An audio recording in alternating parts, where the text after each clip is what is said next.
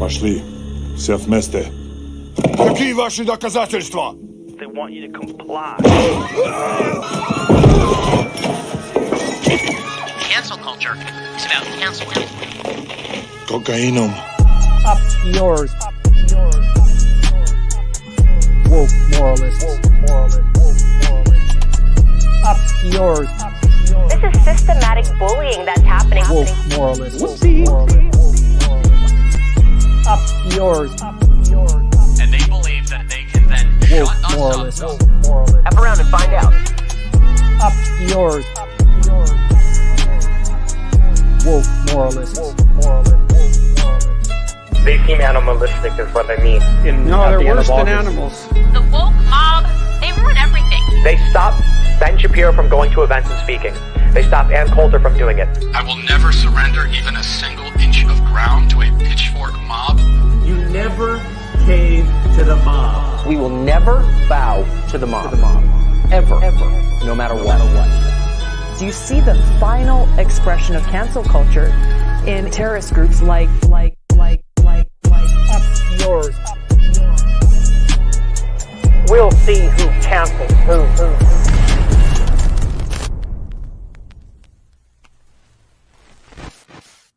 Hey. How we doing? Oh, Whoa, I'm hearing myself. echo. I'm hearing echo. echo. Oh, that's got to be me. I'm sorry. All right, I'll sort myself out. Oh, there's two Max There's laughing. two demonic laughters from me. I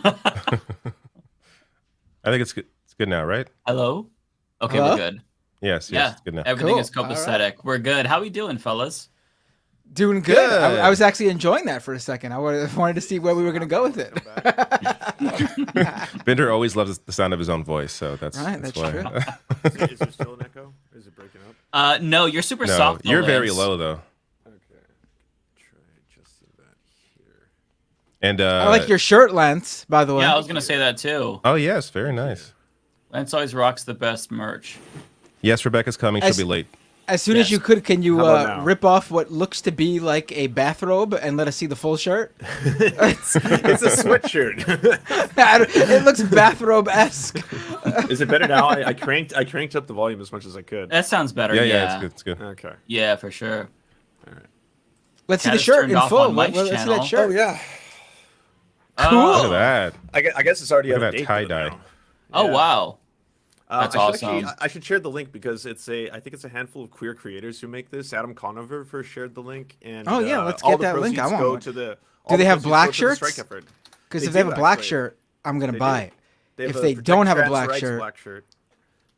I just realized. Do you only wear black shirts, Bender? I only wear black shirts, yes. I only wear all black, really. Really? It's very rare you'll see me not wearing black. Yeah, I feel like I've never seen you in anything but black. That's interesting. Yeah. That's That is my interesting. that's my aesthetic. That's your thing. You know, I enjoy black shirts too. The problem is that when my beard is too long, then like last week, it just looks like a blob of blends in. black, and you just see like the top part of my face. It looks kind of weird. So yeah, I can wear them if I keep my beard trimmed and not look a little bit silly. Where's this link? Oh, I'm working on it. Oh, okay. I'm scrolling through Adam Conover's posts because he's. Oh, okay. I thought you had it. Ago. Yeah, no. I will say you are very low, Lance. So if you could fix that volume, yeah. It is low, yeah. At first, I thought we could deal with it, but hearing you talk an extra 2 sentences, I automatically realized it's not going to be possible. But as soon as if I pick the other audio, it echoes for you all now, right? Like No, an that's echo? fine. That's fine. No, Oh it no! echoes. Oh No, no! it It echoes. echoes. It echoes. Yeah. Oh, What if I turn off echo cancellation? that's beautiful. I love it actually. Let me hear myself some more. No, Is it still echoing? Yes. Yeah. God. I sound great. Did you change your mic or something this week? No. We're echoing. Leftist audio, right? Right. Apparently. Oh my god. I'm even louder now. I hear myself more in the echo than I do when I'm talking. A little bit louder now. What's going on? Lance, we still echo. How are we echoing? Okay, he's gone. Anyways, well, we solved that problem. So we've got some news. We lost another member. Lance has been kicked off the Leftist Mafia. I'm like, I just talked about Rebecca. She's coming later. All right, so I mean, I don't know. What should we get into news? Things that are happening. Yeah, there's so much this week. I saw just today. Maybe we should hold this. I don't know, but Cornell West is now no longer running as a Green Party candidate, which I find interesting. He's now running as an independent. Honestly, this is his way. I think of it's better saying, situation. I don't want to. Yeah, I don't want to be a spoiler because he's not going to be on the ballot in a lot of places. Mm-hmm. Yeah. I think it's a good move. I'm not sure what motivated it, but I do think it's a good move. Should we watch his video? Maybe they're just making room for that Door 24, a Green Party run. Which oh my god, I would be on board. Oh god. Yeah. Honestly, I thought he was gonna be the People's Party guy. What happened to that? I would love it. It would be so funny because with RFK Jr. running and Jimmy Dore running, it's like, oh my god, the entertainment, and it would be the least harmful to the Democrats because no one who would vote for Jimmy Dore or RFK Jr. would ever even consider voting for the Democrats to begin with. In fact, they're probably going to swipe some people away from Trump. Oh, RFK for sure. Swipe. Yeah. I'm not sure who the hell Jimmy Dore's audience is, but RFK for sure would take away votes from Trump. Mm-hmm. Here is Cornell.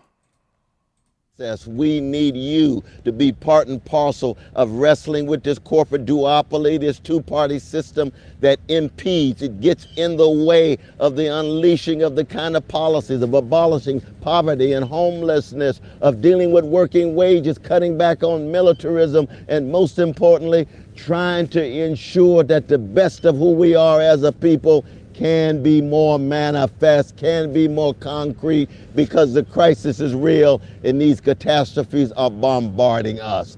Please, come join us. I gotta say, Cornell West must be the most dedicated person on the planet to taking down the duopoly, because think about it. He could have ran as a Democrat. Nope, decided wants to run third party to take down Democrats, Republicans. Runs for People's Party.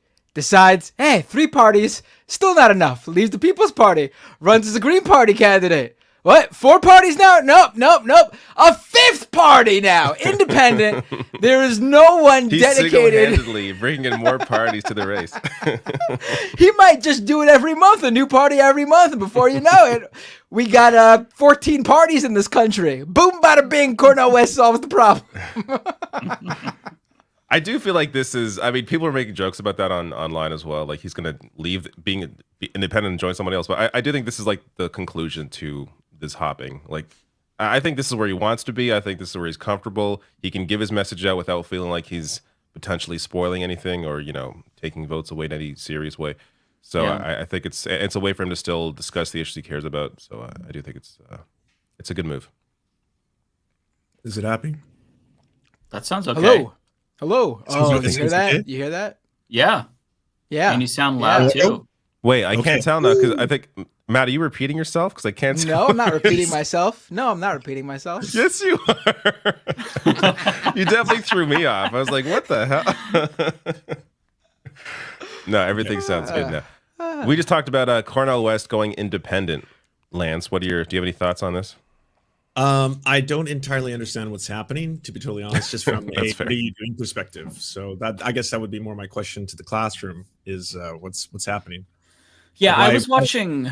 I'm sorry. Go ahead, Lance. Finish. Well, my last point was just going to be why I understand why you'd leave the People's Party, because that's just like basically a vanity project for Jimmy Dore. But I don't understand why you'd switch from Green to independent. But yeah, sorry, I'd like to learn. Well, you missed it. I just explained it completely. Cornell West. Okay, I'll watch the VOD. Cornell West is dedicated to creating as many parties in this country as possible to take down the duopoly. 2-party system? No. 3-party system? No. 4-party system? No. 5 parties now. 5 parties. 5 parties. Hell yeah. Or I think he doesn't want to be a spoiler and is running independent. He could still do. Or maybe there's some, I don't know. I saw some forget if it's in his message. I thought I read somewhere that he doesn't want to be involved in like intra-party politics. So maybe there was something else going on in the Green Party that was surrounding this that made him just be like, all right, screw all this shit. I'm just going to be on my own. Poor Forget all you Cornel people. West. Everywhere he goes, there's some sort of inter-party drama that he's not even a part of that pulls him into it. It is the left, so that's what happened. Yeah, right. That's true. Maybe ultimate swerve. This is From all my setting up for understanding- when Trump wins the primary. He comes out and announces his VP, Brother Cornell. He'll come out and say it.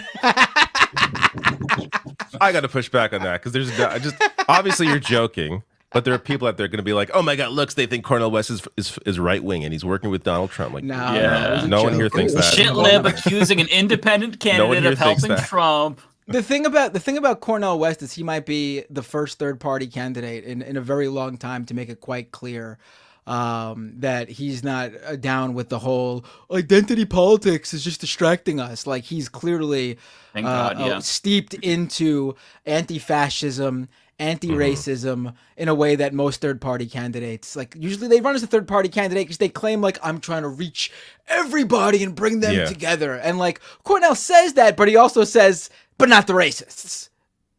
Mm-hmm. Yeah. I'm less concerned this week with leftist infighting because there was so much amazing right infighting. So I think they get a turn on the chopping block. I think they're the ones melting down publicly in real time before the eyes of the world right now. So I am thoroughly enjoying all of this because you have GOP on GOP violence. You have the right-wing propagandists attacking the 8 Republicans who voted to oust McCarthy. You have McCarthy now covertly attacking Scalise in his bid to be speaker. You have Jim Jordan campaigning for himself to be speaker when he already preemptively endorsed Donald Trump to be speaker, and Trump might make the case for himself on the Capitol Hill, even though he's disqualified since their rules, Rule 26 in particular, bars anyone from being speaker while they're indicted. It's just the best shit show that we don't deserve because it's so good, but we need it. Like, this is good for the soul, and I'm so happy. Yeah, they're trying to Cawthorn Matt Gaetz now, too. Wait, don't spoil it. Don't spoil it. I won't say anymore. This guy, by the way, is a piece of. I hate this guy, Mark Wayne Mullen. Terrible name, terrible person. He's attacked Bernie Sanders for caring for people. This guy's a piece of shit. But watch how he goes after Matt Gaetz here. They really do not like Matt. Well, Gaetz and David, thank you for calling out his name. Either Mark or Wayne, pick one. You don't get to choose two. Okay. And this guy pretends I built my business from nothing. He inherited his business from his dad. And every time he's like in front of a hearing, he pretends he's like this fucking self-made man. Anyways, I hate him. But let's on third base thinks he hit a triple. That's how it usually exactly. goes. Mm-hmm. I think about this guy. This is a guy that the media didn't give a time of day to after he was accused of sleeping with an underage girl. And there's a reason why no one in the conference came and defended him, because we had all seen the videos he was showing on the House floor that all of us had walked away of the girls that he had slept with. He'd brag about how he would crush ED medicine and chase it with an energy drink so he could go all night. This is obviously before he got married. And so when that accusation came out, no one defended him, and then no one on the media would give him a time of the day. All of a sudden, he found fame because he opposed the Speaker of the House. You got to think. Beautiful. Crushed ED medicine. I have to say, he does. Mark Wayne Mullen says, like, obviously this all happened before he was married, and I just got to say, no, not obvious, not obvious to me at all. You just basically. I feel like he said that because he doesn't want to ruin his marriage, but so I think it's probably not true. You know who Matt Gaetz is married to? You know who Matt Gaetz is married to, right? I don't. Who? You know Palmer Luckey, the creator of the Oculus Rift, the Trump supporter who created the Facebook 3D goggles. I know that. His sister. He's married to Palmer Luckey? His sister, Palmer Luckey's sister. I did not know. That's such a random connection. Yeah, that is weird. There's another Mark Wayne Mullen clip of him saying even more about Matt Gaetz. It's in the private. I just dropped it in the private chat. Is that the Newsmax clip? Yeah, this one's good. Yeah, I actually think this one's even better. We're spoiling my tomorrow video. God damn it! But this is so good, I can't wait. Well, while that's loading, I just want to let everyone know, because you may have not, or some people think that Matt Gaetz actually just got away with whatever he may be accused of. And like the amount of evidence on this guy was astonishing. I direct anyone who doesn't know to go to the Salon article that catalogs it. But like the list of receipts against him were huge. Everything from private Venmo transactions that showed that him and Greenberg, who had already testified and been caught for all this bullshit, were transferring money late at night, some of them to some of the women, one of whom was 17 at the time. There was 150 Venmo payments to dozens of young women. There were multiple witnesses in the case that testified against Gaetz, and several people who said that they were, in fact, human trafficked by him. But then the reason a lot of this fell through was that, and this is sad, a lot of the key witnesses suddenly decided they weren't going to testify anymore, and that's one of the reasons why they halted the investigation. Yeah, it is weird to me. It all just sort of ended abruptly. I thought there was going to be more to it, and just kind of all stopped. Yeah. It wasn't too long ago that no one would even touch him because he was being accused of sleeping with underage girls, which honestly, there was no colleagues that came out and defended him because, quite frankly, the stuff that he would show on the floor and the stuff he would brag about on the floor before he was married, we probably thought, well, that's reasonable, and we would always have to walk away from him. And so this individual that you have here, I don't think what he's done is something to be expelled. But this is something that his constituents back in Florida should make a hard look at. I mean, there was many times that he would go out on news programs in the evening, and he would tell me personally, hey, I got to go sell my constituent catheters, because all he was doing was selling himself. And evidently his constituent base is an older base. And that he thought that was funny. To me, that's not funny. You take your job and make it serious, do what's right by it, and serve. This isn't an opportunity for you just to have an opportunity to promote yourself, which that was what Matt Gaetz' goals was. And so now that he wasn't relevant before Speaker McCarthy, the Speaker McCarthy opposing him has made him a credible candidate somehow, and allowed him to get all the attention that he was seeking beforehand. And he's going to continue to do this, even if it's the next speaker, because he has to seek that attention. I mean, remember what I said, Emma, this is retail politics. This has nothing to do with policy or principle anymore. Well, just jumping in really quickly, those accusations, I know you brought up earlier, just those are allegations. They were never proven. And again, Congressman Gaetz has denied those. I will say that you're 100% right. He's denied those, Right. and it went away. But the other part, what I'm saying about the individual, those aren't allegations. That's firsthand that he told me that we dealt with on the floor. The first time I ever met this guy, he walked up to me, and Kristi Noem at the time was at the podium. He was speaker, or he was elected at the time. He was a member-elect. So we was going through conference and orientation, and he walked up to me as Kristi Noem, now Governor Kristi Noem, and he said, man, she's a fine, and you can put the B word in place there. And I looked at him, I said, really? Because Kristi is a very close friend of mine. And he turned around and walked away. Later, I will say he came up and apologized for that, but he still shouldn't have said it. It was completely out of line. And this is the type of individual Matt Gaetz is. Clearly not a fan. Senator Mark Lane. Real quick, if you just scan throughout the video, that Newsmax guy makes the same exact frozen expression throughout the entirety of this thing. Like whenever you see him on screen, it's just the same like plastic expression. Well, her too. Look at the woman on the other. She looks like AI, actually. Did she even speak? I don't think she did. No. Just a mannequin sitting there. Yeah, I don't think these are real people.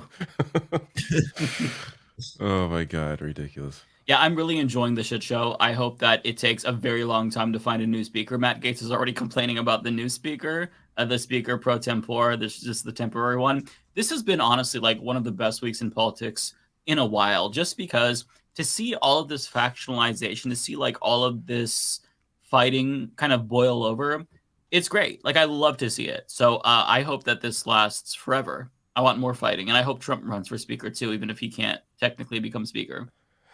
That's not gonna happen, right? Like I saw, it was hilarious that the night before Jim Jordan announced he wanted to run to become speaker, Sean Hannity brought up how what do you think about Trump? Should Trump be speaker? And Jim Jordan's like, I want to see him be president. He's like trying to avoid the question, and then eventually he's pressed on it again. And he's like, sure, it'd be nice to see him, if he wants to do that, but I want to see him as president. And then Jim Jordan obviously is running the next day. Like none of these people, none of these Republicans like Trump. That isn't a defense of any of them. It's just to show you how spineless they all are. Like they all just bow to him because the base is crazy. Right. Yeah. So what does this mean for the eventual new shutdown in 40 days, 39 days now? Is that what y'all are looking 45 at? days. 45 so November days. 17th, I want to say. That's when government runs out of funding. If they don't pick somebody by then, I don't know. Can the pro tempore do that? The tempura? I'm not sure. Like, it's not as dire of a situation as it was in January, because back then, before there was a speaker, you couldn't even swear anyone in. So in this instance, like, the speaker pro tempore can swear people in and do basic things, but I don't know if he can actually negotiate like budgets. I have no idea what the extent of his power is, because we've never seen this before. So we'll have to wait and see. I hope it's the biggest shit show imaginable, but like, if they want to find a speaker, right now, it's unfathomable to me that they're going to find someone, because you have the hardliners, the folks like Marjorie Taylor Greene, Luna, they're hardening their stances. Like, they should be lowering their standards to try to find some agreement with the semi-fascist Republicans. But they're not. Like, they're like Marjorie Greene now. She's saying, I'm not going to support a single candidate unless there's zero funding for Ukraine, when she supported McCarthy after he supported funding for Ukraine. Yes, he used it as a bargaining chip, and maybe it was virtue signaling and whatnot, but he at least vocalized support for it. So, like, they're saying, no, I want this, this, and that now. You have Luna, she's saying, well, you know what? Unless we get a floor vote on impeachment of Biden, it's a no-go for me. So they're hardening their stances, and I can't fathom anyone is going to agree. This whole conversation is so weird. Like, impeachment for what? For Commander Biden, the dog who bit. Oh man, I will defend Commander Biden to the death. Dog. Yeah, handsome dog. Mm-hmm. Beautiful doggy. They're all so dumb. Look, the idea of like trying to impeach Biden over, I don't even know what Hunter doing cocaine. Like, what? I don't even know what the hell the Hunter shit. Like, Hunter's so unimportant to me that he's not in government. He wasn't in government. Why does he matter at all? I don't understand. And there's no connection from everything I've seen. There's clearly no connection between whatever the hell he did and Joe Biden. And none of it anyways having to do with like Biden. Like, everything is so ridiculous. It's also just completely made up. And it's amazing to me that any of this continues to go on as some sort of serious conversation around, well, should Biden be impeached? I don't know. Like, nothing's fucking there. I covered this shit last week where, all the Democrats, to their credit, like, did a good job making fun of these Republicans for how ridiculous this whole thing is, because the witnesses, the three witnesses that the GOP brought to that hearing for the inquiry into Biden impeachment, all three of them said, no, there's no evidence for impeachment. Like, these are the Republican witnesses. These are the best people they have, and they had nothing. Like, what is even the conversation? Was there something like I saw? It's all so ridiculous to me. Yang saying that the Democrats should have leveraged their power here. I fucking hate that idiot. For something. Is any of that even possible? God. Like, do they have to follow through? Is there any, like, it just seems like you could promise the Republicans anything at this point, and they'd be like, no, even if it was something like really valuable and leftist. But Yang shows you exactly why he should not be anywhere near political office. Like, I mean, he's shown that many times. But just this idea that it's the Democrats should have voted for McCarthy. Why? Well, why? Yang it's even Yang listen. It's It's even like dumber. Like, we should really. Do we have that clip of Yang saying it? Because I replied to him today, calling him a moron. Did you really? Go, David. Go off, King. Clip. He posted that clip like 12 times on his timeline. He was so happy that he was back on CNN. He couldn't contain himself. Embarrassing. His highest point, his career highlight, was the Humanist Report. He will never be as high as he was when he came on the Humanist Report. All right, here's this clown. Well, Democrats cast their votes. Kevin McCarthy could even have led in a bipartisan fashion. I think Democrats cast their votes because they didn't think he could. Well, Democrats cast their votes because they were told to cast their vote in a particular way. I mean, we all know that there was probably a diversity of opinion within the Democratic Party, but then the word came out saying, guys, we are not going to bail out Kevin McCarthy. We're going to vote with Matt Gaetz and the hardliners for partisan reasons. Now, what happens next? It's a dice roll. I, as an American citizen, would prefer not to have that kind of dice roll, because anyone who says, again, that they know what's coming next, this is unprecedented. We don't know. We do know that the government runs out of money in 45 days. We do know that there are vital priorities like Ukraine aid that are now subject to us having a speaker. We don't. Kevin McCarthy. And all of that is on Republicans. Right. It is not. Who would never do the same thing in the opposite direction? Are you kidding me? Like, you know, of course. Right. Of course. Like, it's so ridiculous. Like, what the bizarre thing to me is he thinks like Democrats should have voted for McCarthy and then came up to him after and been like, hey, let's, you know, we just saved you. Let's, you know, you. Well, I assume broker a deal before, right? Like, it will give you the votes you need. Right, it was McCarthy that was not willing to do that. Yeah, though. if you watch like McCarthy's media hits in the like literally hours before, like up to hours before the vote, he's on TV trashing Democrats left and right. There was no interest. He blamed them for the almost shutdown over the weekend. He was like, the government almost shut down because Democrats. And even to her credit, I forget her name, but like these Sunday hosts are always terrible. But she actually pushed back and was like, Democrats voted more in favor of the continuing resolution than Republicans. Like, what are you talking about? Yeah, she like laughed in his face. She like 90 90 Republicans voted against it. You know what's funny is he was so obviously full of shit. If you watch that same interview, he actually, and I didn't know this because I talked about this too, he actually blames Matt Gaetz for shutting down the government as well. He's like, oh, well, if you want to shut down the government, like he was talking about, so he already blamed them. So he just disingenuously blamed the Democrats as well. Yeah. And also, I also found out today that he didn't even reach out to Trump because he didn't want Trump's help because he felt like he would have to endorse Trump if Trump helped him maintain the speakership. So he was just, I don't know what it was, because it seemed like on Sunday he was a little bit arrogant, and even Matt Gaetz didn't really feel like he would have the votes. But then something changed. All of a sudden that arrogance went out the window, and Matt Gaetz found this new life in him. And I think primarily it was the Democrats not coming to the rescue, which he probably suspected they would. But I'm glad that they did not. And now, though, the new speaker is like trying to go after Democrats. I don't know if you saw, he kicked Nancy Pelosi out of her office. He kicks Steny Hoyer out of her office. There's apparently going to be more. And like, for those who don't know, typically, if you are the Speaker of the House, you get a bigger, better suite. But if you're still in Congress after you're Speaker, you get to stay there throughout the duration of your time in Congress. The new Speaker is like, get the fuck out, Nancy.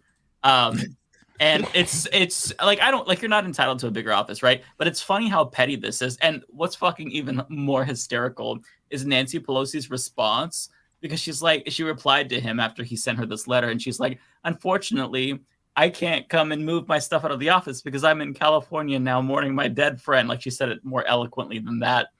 But she was actually in California dealing with the Dianne Feinstein funeral, stuff like that. So it made him look so petty, look like a bigger asshole. Even I think Harris Faulkner of Fox News, I think that's who it was. Even she criticized Republicans for doing that. Like, I was surprised. Like, wow, Fox News criticizing Republicans for kicking out Nancy Pelosi. She called it petty. Like, all right. Yeah. So like, this is petty. All around. This is very bad. Like, Democrats not voting for McCarthy or to keep McCarthy has been all around beneficial for them. Except for people like Yang trying to, push back. But the backlash he's getting, like, there's no traction to what he's saying. Yeah, because nobody agrees. Nobody thinks that they should have bailed out McCarthy. That's absolutely wild. It's so stupid to think that it's like the moral thing to do. Fuck McCarthy. Like, these Republicans have gone out of their way to spit in the faces of Democrats. And for once, they have a spine and they're saying, fuck you. I'm going to let you sink.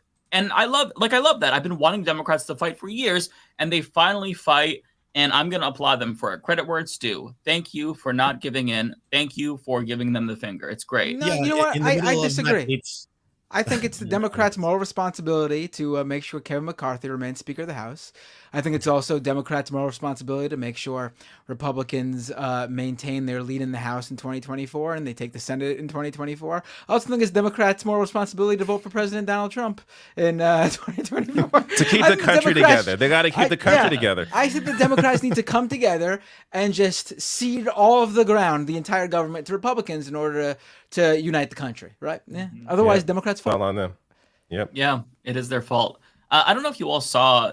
So the pro-Carthy Republicans, they are trying to get the far right, the hardliners like Matt Gaetz, to drop the rules that allow one person to challenge the speakership. And so what Gaetz is saying in response is, okay, listen, if you adopt this anti-corruption package from Ro Khanna, I'll agree to that. And this is really interesting to me because the package that Ro Khanna has introduced is it's going to be a ban on corporate and corporate cash and lobbying. And it's also, what's the other thing? There's term limits in there too. Yeah, there's 12-year term limits and a ban on stock trading. Now, as we've talked about before, like I don't necessarily support term limits. I know Matt agrees as well. But these other things, like a ban on stock trading, a ban on corporate donations, I think that would be really good. Awesome. Now, I feel like the reason why, yeah, that's the thing. I feel like the reason why Matt Gaetz is putting this forward is because they're not going to vote for that. They're not going to agree to term limit themselves the fuck out of Congress. But he's making himself look like the good guy, where it's like, see, I'm choosing this altruistic thing. I'm willing to negotiate, but they're not willing to meet me halfway. So I feel like, in a way, even though Matt Gaetz has burned his career to the ground and he's in the process of being Cawthorned, the way that he's responding to this is actually pretty good. Like, especially, there was one Republican, Mike Lawler, who said, I want to hit him between the eyes with the speaker's gavel. And his response is, well, I don't know if I'm worried about that, but I think we need to be looking at, something other than an attack strategy and how we can go forward or some shit like that. So I feel like he's playing it in a very funny way. But regardless of how he plays his cards right now, he's fucked. He's burned. Like, the GOP establishment is openly waging warfare against him. They're all coming for his head. And also they're coming for the other Republicans who voted along these lines as well, including Nancy Mace. Nancy Mace is so fucking terrified right now. She's like soliciting donations everywhere she goes. She even turned herself into the ethics committee because she solicited donations on Fox News while she was at the Capitol, which is illegal. So she did that and then turned herself into the committee, filed a complaint against herself or some shit. I swear to God, this has been the biggest gift we've ever seen. Everything that I'm seeing has made me so happy. It's so good. I feel like Matt Gaetz, I forget, or I don't remember, which means the same thing. What his dad does, but I'm pretty sure wasn't he born into wealth? Like he's well off, right? So I don't think he needs this job. I don't think he cares. What really confuses me is, why did other Republicans vote with him? Like Matt Gaetz, I get he wants the attention. No other Republican in that block of voters really got anything out of this, from what I can see. Like, I don't know how they benefited by voting with Matt Gaetz here. Especially Nancy Mace, because she called Matt Gaetz a fraud in January because of all of his shenanigans with the speakership. And now she voted with him saying, oh, well, I did this for my constituents. And I don't know if you saw, she was on Steve Bannon's War Room show with Matt Gaetz. And he's talking about... Yeah. So Steve Bannon was like, hey, aren't you the lawmaker that voted to send me to prison? And she's like, oh, well, I believe in the Constitution. It's so fucking awkward. Just everything that has happened this week has been... gold. Wait, what? I missed this. This happened this week? Well, somebody hasn't been watching the Humanist Report. Yes, this happened this week. So Nancy Mace was on... I'm on that like stink on shit. So Nancy Mace was on Steve Bannon's War Room talking about why she made this vote. And Steve Bannon is like, hey, aren't you the person who voted to send me to prison? And then like the look on her face, like, look at what... Can we pull that up? Perfect. I want to... Yeah. I'm gonna I did miss this. Hey, I can't catch it all. Do you know everything that happened with Elon Musk and Twitter this week? Probably not, but I do. Actually, I do. I watched and we Doom, should get, so yes. And we should get to that later, because I want to talk about... Anyways, but let's play this. Far right. And I'm thinking, okay, let's talk about this for a moment. Okay, Nancy is not a hard right intransigent lawmaker, but our Venn diagram overlaps around vote spending. To send me to federal prison I for like 4 the months? Constitution. I'm a constitutionalist. Okay. Getting hot. My appellate lawyer would disagree about that, but that's not a field.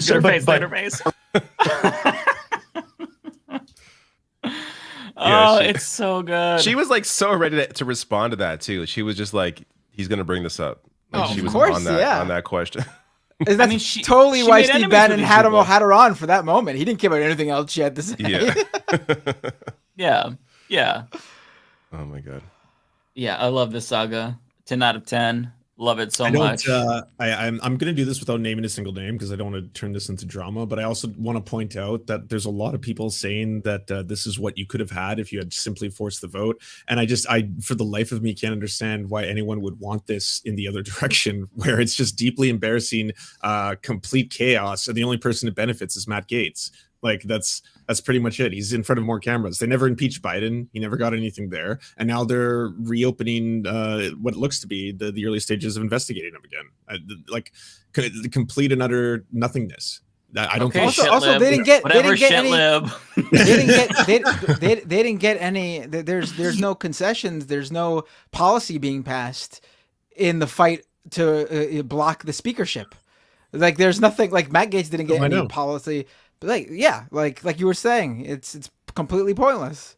If I have to hear force the vote one more time, I swear to God, I have seen way too many tweets mentioning that. I'm just like, how can you? Like, you could have had all this. All this could have been yours. Like, and I'm sitting there like, had what? Who's benefiting here? Like, what are you talking about?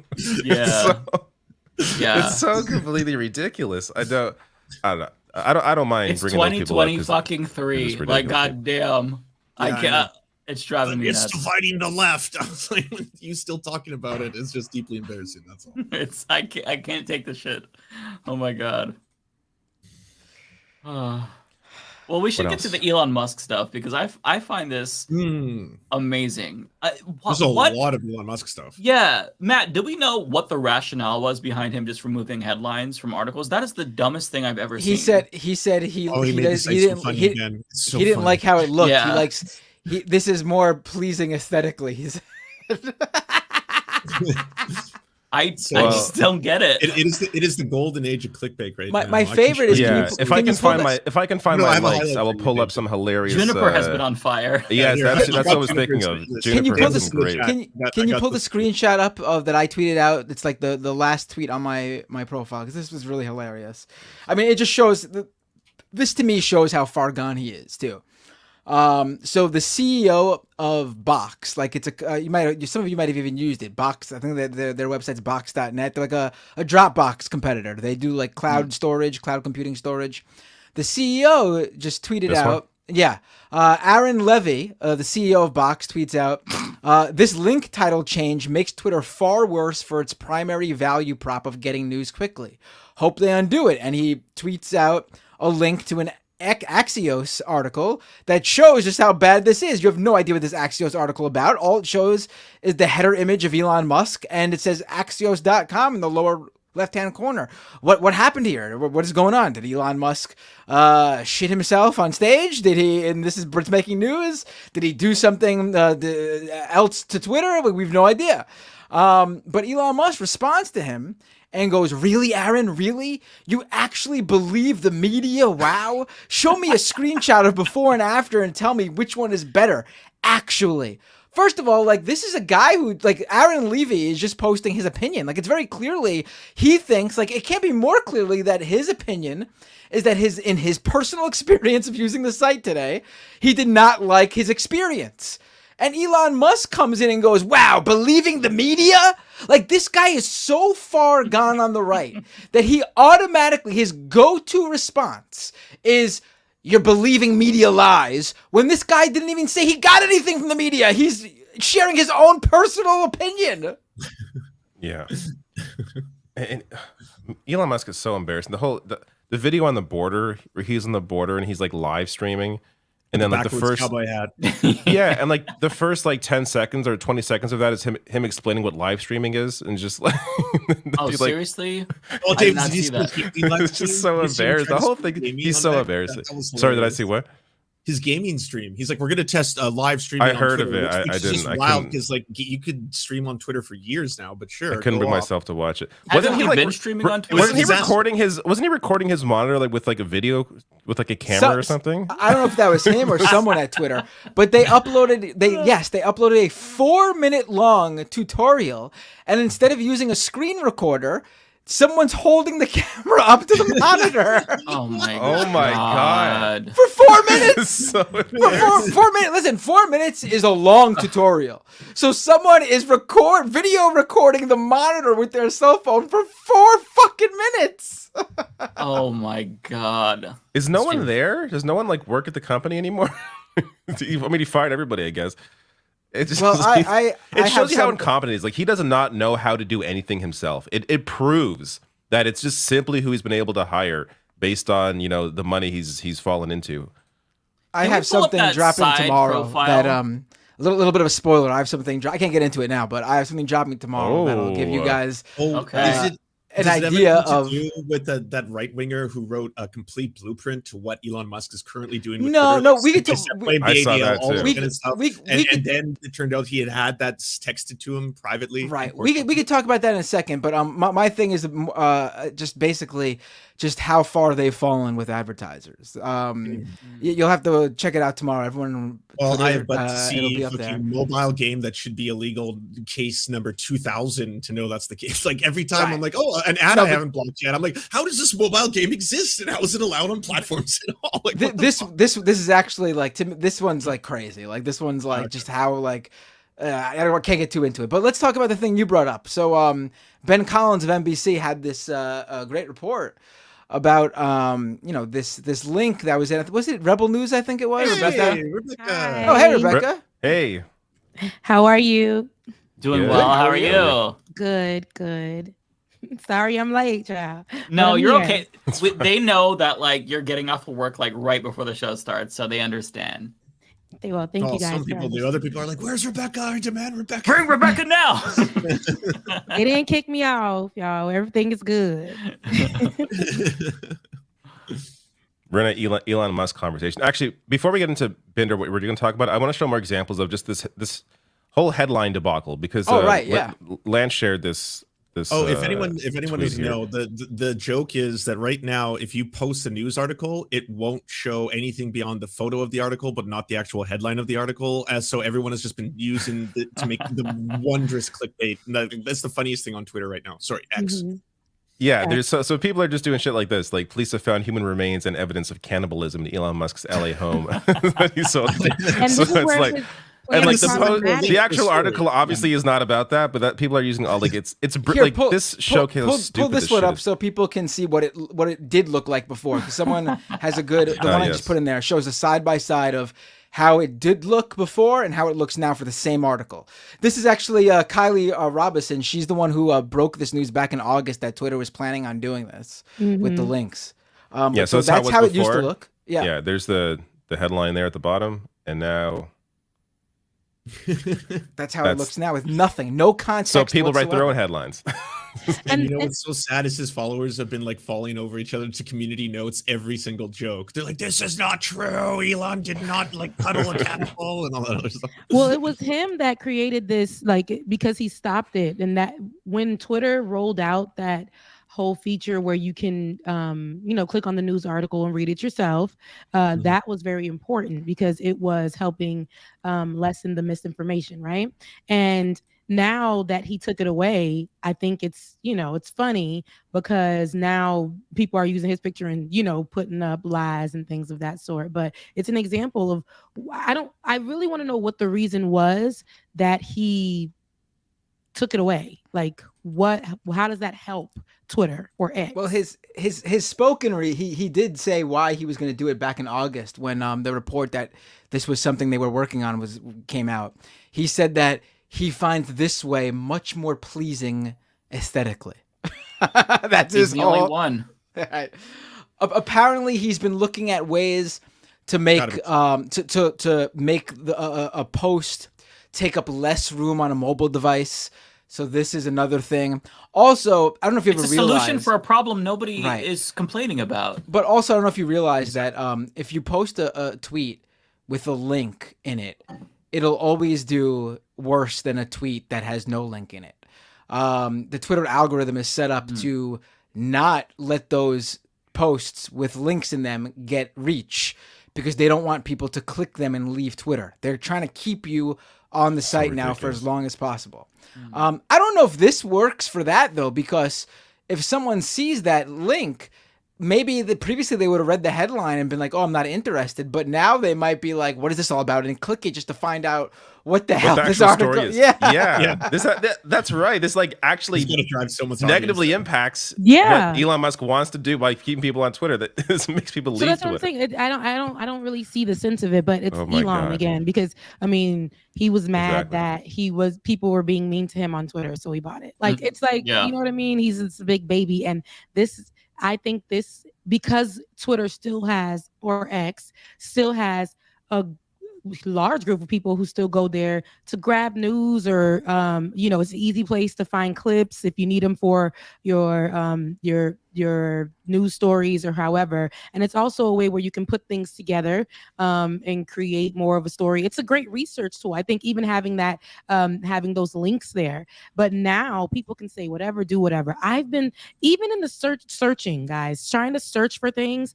It used to be easy. Now you can't find a thing. Nothing. Not a thing. Yeah. And it's like, garbage. Where am I going to get, I used to go there to get the clips or whatever I needed, or quotes even. You can't find it from the search. Like, you gotta hope somebody retweeted something or something like that. Yeah, that's what I hate, because we all have to use Twitter still for what we do, and so it's like we're kind of stuck with it. You can't just completely tune out if you're in news or you do political commentary. So it sucks. He is actively trying to destroy the site, and I saw today that the value of Twitter is down to $8 billion. So what did he buy it for? $44 billion? It's 8, I guess 7 yesterday. Wow, I was pretty close. You were very close. I bet he shrunk it to 7. But it's 8. Just wait a week. It'll be 7. You'll be right. And today was the day that Linda Yaccarino was meeting with all these banks who had lent him money to buy it, so they could figure out how, if ever, they'll make their money back. Apparently, they were considering earlier this year just taking a loss and selling their shares or what was owed to them or whatever, 60 cents on the dollar or something like that, which honestly they should have fucking taken it, because I feel like they're never going to get a deal that good again. Yeah. I saw some tweet. Tell me if this is true. Is there a way for the banks to take control back because of the money that they gave him to buy Twitter? Yeah. I mean, I don't know. I don't know who, he might, I don't know. That's a good question. I don't know, because that would be the only way to actually save Twitter. Yeah, right. Take it out of, rip it out of his hands legally. I mean, there's going to be cares at all. I don't think he has so much money. Nothing bothers him. Here's the thing, though. The money he doesn't care, but he wants control. Yeah, but here's the thing, though. He really doesn't have so much money because he doesn't have it in cash. And if he wants to, he could certainly have the money in cash by selling his Tesla stock. Yeah, but then he's going to destroy his one baby that actually is that's actually successful and making money. Like, Tesla stock will absolutely tank if Elon Musk, who's the major shareholder, sells off a ton of his stock. Isn't Tesla stock also incredibly overvalued due to the fact that so many VCs poured money into it? Like, it should never have been 900, or sorry, not 900. Wasn't it 600 a share or something at one point? And at the end of the day, the next nearest major auto manufacturer that makes millions more cars than Tesla did was 162 or something. It's worth $700 billion or something like that. It's way overvalued. That's people dumping money into it because it's a safe stock to grow money on. That's it, right? Yeah, I mean, yeah. Mike shared this. Here we go. Yeah, that is not AI or photoshopped. That is photoshopped. That is photoshopped. No, not at all. No, it's real, Matt. It's real. His face. Because I'm saying it because there is a real version out there that honestly looks just as bad. There's a link to that. You don't have to Photoshop it. The real version is pretty shitty. The real one is pretty bad too. It's the link above. I was actually shocked when I saw that, because now it makes total sense why he doesn't let people take complete side profile. If you look, I've never seen a side profile photo of Elon Musk like that before. It was not pretty. He looks horrible. Yeah. He looks horrible. Yeah. Yeah, that's not. Yeah. This one's really. I love the backwards cowboy hat so much. It's just if you watch any of that video he took, it's so embarrassing. I have the whole not seen thing. He has no idea what he's talking about. He's terrible on camera. The whole thing is just garbage. But you know what's so bad? He's a terrible person, so it seeps through him. When you are not a good person, it doesn't matter how much money you have. Nothing will help you. If you're not a good person, it'll seep through you, and no matter what. He is terrible at everything, and he loves that. He just absolutely loves that. Somebody with money, that's all they're gonna do. You say he wants control, we see how much control he wants. He doesn't care about what people think. No, sorry, he cares everything about what people think.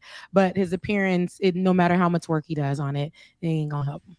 It is so amazing though that this dude was probably the one billionaire that actually up until a couple of years ago, people actually looked at as oh, this guy's actually smart. Like he's doing all this cool, crazy rocket stuff, and he's got these electric cars. The smartest man alive was and then he decided to he decided to get into right-wing politics, and everyone quickly realized what a fucking buffoon he is. He is so stupid. There Like is he's definitely the a- dumbest billionaire. There was definitely a time when I like, this we're talking like, almost 10 years ago, probably, or maybe 10 years ago, where I was like, yeah, I had no problem with Elon Musk. He was making electric cars. He was kind of the first to really make it popular, in the market. And yeah, but then, you see this guy start tweeting and the shit he believes and the bullshit but even he brings. back Like, then, it's just- David, we were being fooled, right? Because like he was actually just one of those people Oh, yeah, who would get a whole bunch of VC money, start an idea that he stole like the rooftops. I don't know if you remember those. Oh, like, yeah, electric solar panel rooftops, the ones that just like catch on fire. That was like, back then I didn't know that he was a grifter or a scam artist. I was just like, we didn't know. Yeah, I want to make it clear. I'm not saying up until a couple of years ago he was a genius. I was saying there was a successful brand creation, media creation of him as a genius. It's like Trump. It's like Trump before, it was very clear who the hell he was too. Well, we knew Trump was an entertainer. We people already, they knew that he was that kind of guy. He wasn't like the wittiest, but he had good punchlines. I like how he talked. He's a business guy. That was his whole thing. But in politics, it doesn't translate. He dumb. He don't know nothing. He doesn't care to know anything. He just thinks it's control. It's a control thing. And people who are just as dumb, they will vote for, they will follow, they will become those people's minions. And there's a lot of people on Twitter who praise Elon Musk just for being him. They think that he's very innovative, yet a lot of the ideas, like you said, that he has come out with or pushed to the forefront have been other people's ideas. Twitter itself, him changing what it looks like, him changing the name, him taking away things that are beneficial, right, that help on Twitter. That is just it helps him he thinks he's going to say he went down in history and changed all of it. He took people's ideas and made them better, but yet nothing is, I can't really speak to that. So. Yeah, I mean, who was it that said that Elon Musk is the dumb person's idea of a smart person? I think that's really accurate because it's the confidence, right? He's not stupid, but he's really confident, and money gives you courage and confidence. And having a group of people follow you and praise you, that will always make you feel like Donald Trump was holding the Bible upside down. I forgot about that. And the world, the people there were like, "Oh my God! Like he's so great. He's Christian." 2 Corinthians. Right. Nothing. The man, he's weird. He was weird with his wife, who we haven't seen. Where is she? He was weird with her. Yeah, where'd she go? I don't know. She did. No, what's her name? We don't see her. We don't even see the sun. Was that a sham? Who knows? The AI. People are not asking those questions. They're still following him. Like he lost the election. He put a lot of people's lives at risk. But people are still saying that he won. We watched in interviews, people who were toothless, have no kind of insurance, aren't taking care of themselves. Under Trump's laws, they aren't being protected, but yet they are giving testimonies of how great Trump was. Didn't want to bring it up on here because I'm like, this is, but Sexy Red, right? She's a rapper. She recently just came out. I think she's beautiful. I just don't like how she's being pushed to the forefront in that way. I just don't like it. If y'all want to hear more about that, you can go on my show, past Like It or Not, and hear my rant about that. But she came out and like how he did with Diamond and Silk, right? There's a certain R.I.P. Right, one of them. I don't know which. Yeah, I don't know which one died. I forgot. Was it Diamond or was it Silk? But R.I.P. Yeah, it was one of them. Rip to the dead one. Yeah. COVID, right? Mike. Yeah, it was something. But there is a look, and that people already assume, and it's associated with ghetto and all of that good stuff. Like me with my nails, people will say is ghetto, all kind of things. But there's a certain look that I think that they put on as a character. And Donald Trump wanted them to be that character, and they went with that. And they would be with the gold tooth, and it's just looking very unintelligent. They uneducated, and I know they weren't that, but they had to keep pushing that because it showed it helped Trump in the black vote, right? He likes the black community and a certain part of the black community. And I feel like they chose Sexy Red. She went in an interview recently, and she's going viral today for other reasons, but she went in an interview, and this was just a few days ago. It went viral on Twitter and on X, and she was saying how she loves Donald Trump. She said how he helped the black community. She thinks he's funny. And that what did she say? She said he gave us money. He gave us bring back the stimulus checks. Trump gave money. And that to me was terrible. First of all, she's already looked at how they have her out here is crazy. I don't care that I like a black woman who is okay, like open with her sexuality. I can rap about her body, can do all that. I love that. We see how Megan Thee Stallion is, but I don't like when they try to keep that person in a place where they can't elevate and still talk about those things and look like they come from nothing and look like they coming from nothing. To me, it's a detriment to black people. But I didn't know the second part of this story, that apparently she's been accused of leaking a sex tape because that happened today. Yeah. And so I think that happened because of the Trump thing. So I think and you know what's funny? Black, and I can have this conversation with y'all, that's all right. Black big pages, like big Instagram pages like the Shade Room, right? Black led news pages or blog pages, and the huge ones, and they did not post about the Trump story.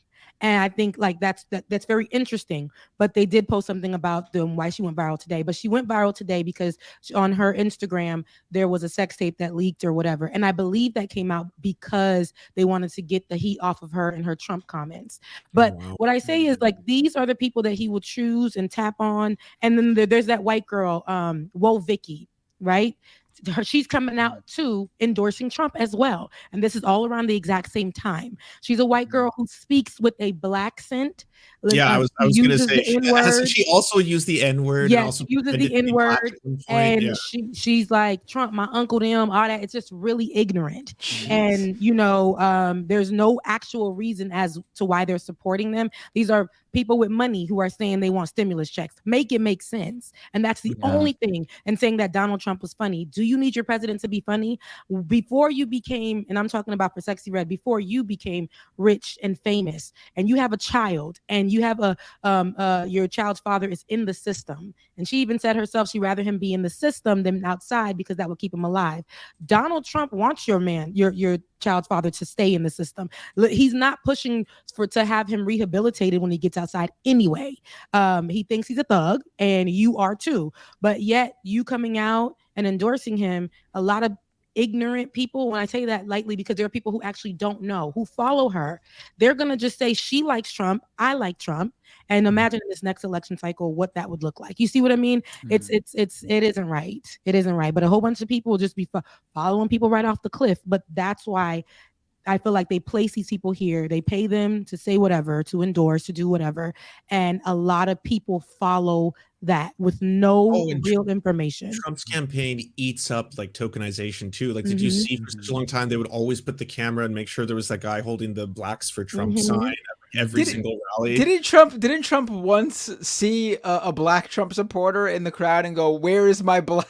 or something like that? That's right. American. That's where's my African American? Where's my African American? Right. Yes. Oh my God. It's just all racist, but people are gonna act like they didn't hear it. They didn't hear it. And a lot of Trump's, like, it's one thing may benefit you, but everything down in his policies don't help you, sis, brother, them, they not gonna help you. Like, I need you to understand that, and like focus on what you want a president to look like. Like, it can't be Donald Trump, and especially for a marginalized group. Really sit down, do your research, and that's another reason why Twitter, taking away the option for links and people to get a better read on any of these articles and figure out if it's a trusted site, where it's coming from, if it's satire or anything like that. Like, it's going to be very problematic, but it's going to help for those people like Trump supporters. Yeah. I just got to share that I saw this on Twitter, and it's funny. And this is Ron DeSantis, who I guess maybe is relevant still, probably not. But He's giving a speech today, and exactly, and check out what he was wearing. So Mac here writing, either someone just ran over and flattened DeSantis' feet, or he's wearing oversized heels to look taller. It's giving a boot though. And It's not a boot. These are his heel is definitely up here Rich somewhere. of the West. Like That's freaking hilarious. here's a better idea of what's going on. Oh my god. Like In Creole, we call those the big I feel mouth like shoes. his height is not the problem. It's everything else with the campaign. Yeah. See, this is what happens when you hate gay people and you have no gay friends. You make mistakes like this. Well, I also think this tells you a lot about why he hates. Too, though. This also tells you a lot about why he hates, LGBTQ people and others that he takes out his anger on, because he obviously is very self-conscious about his height. I mean, no doubt about it. How tall is he in actuality? I don't know. I didn't realize he was apparently short until like this. Yeah.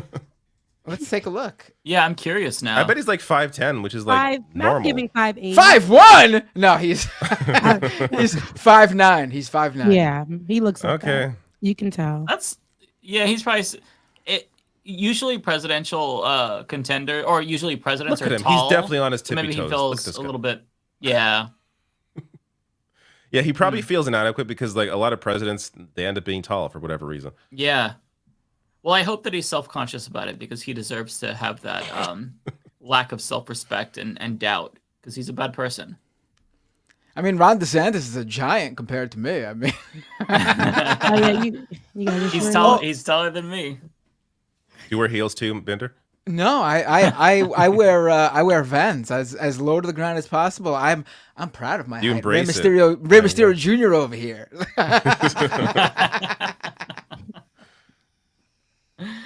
You guys are all short except David. All David's short. pretty tall. No, Lance is tall. Lance is tall. Too, huh?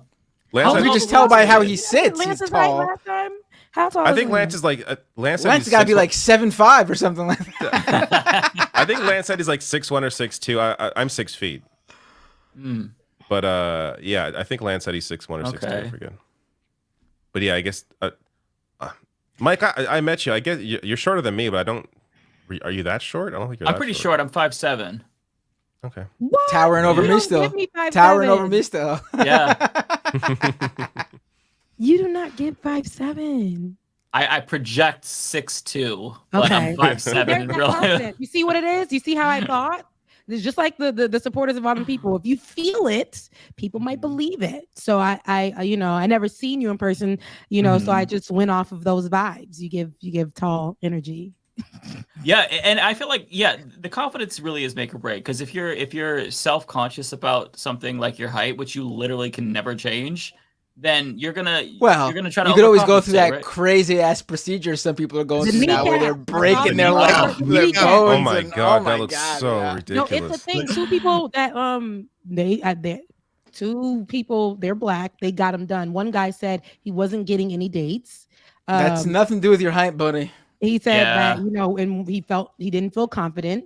And I think both of them were feeling, a little, self-conscious about their height. They went to Scandinavia to do it too, right? To get the surgery there, because they're like I think it was out of the country, and they paid so much money, and they have to go back. It's more than one procedure. They do one, and then there's a twisting that happens, and then they go back. Yeah, and then they go back. Exceptionally painful. To do it. Yes, but it works. It works. They did it before and Can you after. play sports without danger of like? He said he went to go play soccer. There was one soccer. You can't. That's like. Dude's gonna take one sliding tackle and break both of his legs. So he was gonna go through whatever pain he needed to go through, because Africans love their soccer. Okay, they love it. You don't need to be tall to be a soccer player unless this dude wants to be a goalie. Like that's the only position. Debating, but he took that pain to make sure he was still gonna make it to soccer. He said that they told him that he can play. He said that he was down for a while, but they, encouraged him to walk through it and things of that sort. The other guy, I don't remember his story, but yeah, there were two that I know that had it done, that I read articles on that got it done. It's a real thing. So, Mike. That's crazy. Every one of your I'll action pass movie on hero that one. stars is like 5'5", by the way. Like every I wouldn't trust my legs after that. I feel like I have a weak point. Like I feel like it would just I'd timber like a tree at some point. You know, Where do they find the what skin? The effects are gonna be, in the long run for them. But Lance, how tall are you? I'm 6'2". Oh, wow. Okay, David was right. I think it's because where your camera is. No, you don't. No, you can tell Lance is tall. No, he's got tall, and you can just tell he's tall. Now he looks really short. No, I always had a feeling he was tall, even before he told me his height. People are short, but he doesn't give me like, hey, I'm tall, So. Hey, I'll do videos like this now. So. What's up, No, guys? I honestly can't picture Lance's like head on a short body. he just looks like a tall guy to me. He just looks like someone who's tall. Now he looks like a child. Standing up Just like in his seat like media, this. so I can go look. Like, does any of you guys? I seen you, David, when you were holding your baby, and then Mike. I'm sitting down in that photo though. Oh, you were sitting down in the photo. On Twitter, yeah. Yeah, I just seen you on the Majority Report and Lance. Where y'all selfies at? Y'all don't be taking selfies. What's I going know. on? I had a ton. I have I had an Instagram. My I don't use it very Instagram got often. deleted. My Instagram's Why did it permanently get deleted. deleted? Oh. It got mass flagged. All of a sudden, all these people who were trying to flag my other shit, I noticed they were popping up. Did on you my did you lose your Threads account too? Haters. I lost everything, so I had to start a new one. So now I have to start Times on Instagram, so I started from scratch. But Did it's you gone try to get it forever. back? I got cancel cultured. Yes, I did. I did all the steps. You got canceled.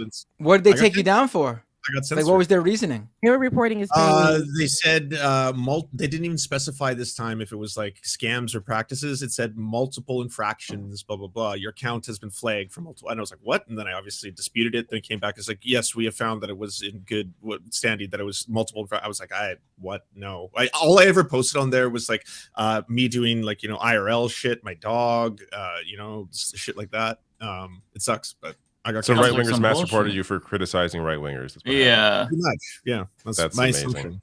And they Yeah. When did this happen? This happened at the start of the year, around there. Oh, Yeah, I I think it was- wow. yeah. That sucks. Yeah. Yeah. Oh, well. I It was don't just ever like- use my Instagram personally, so if they mass reported me, I wouldn't make any difference to me. I think I posted something like 2 years ago from Halloween.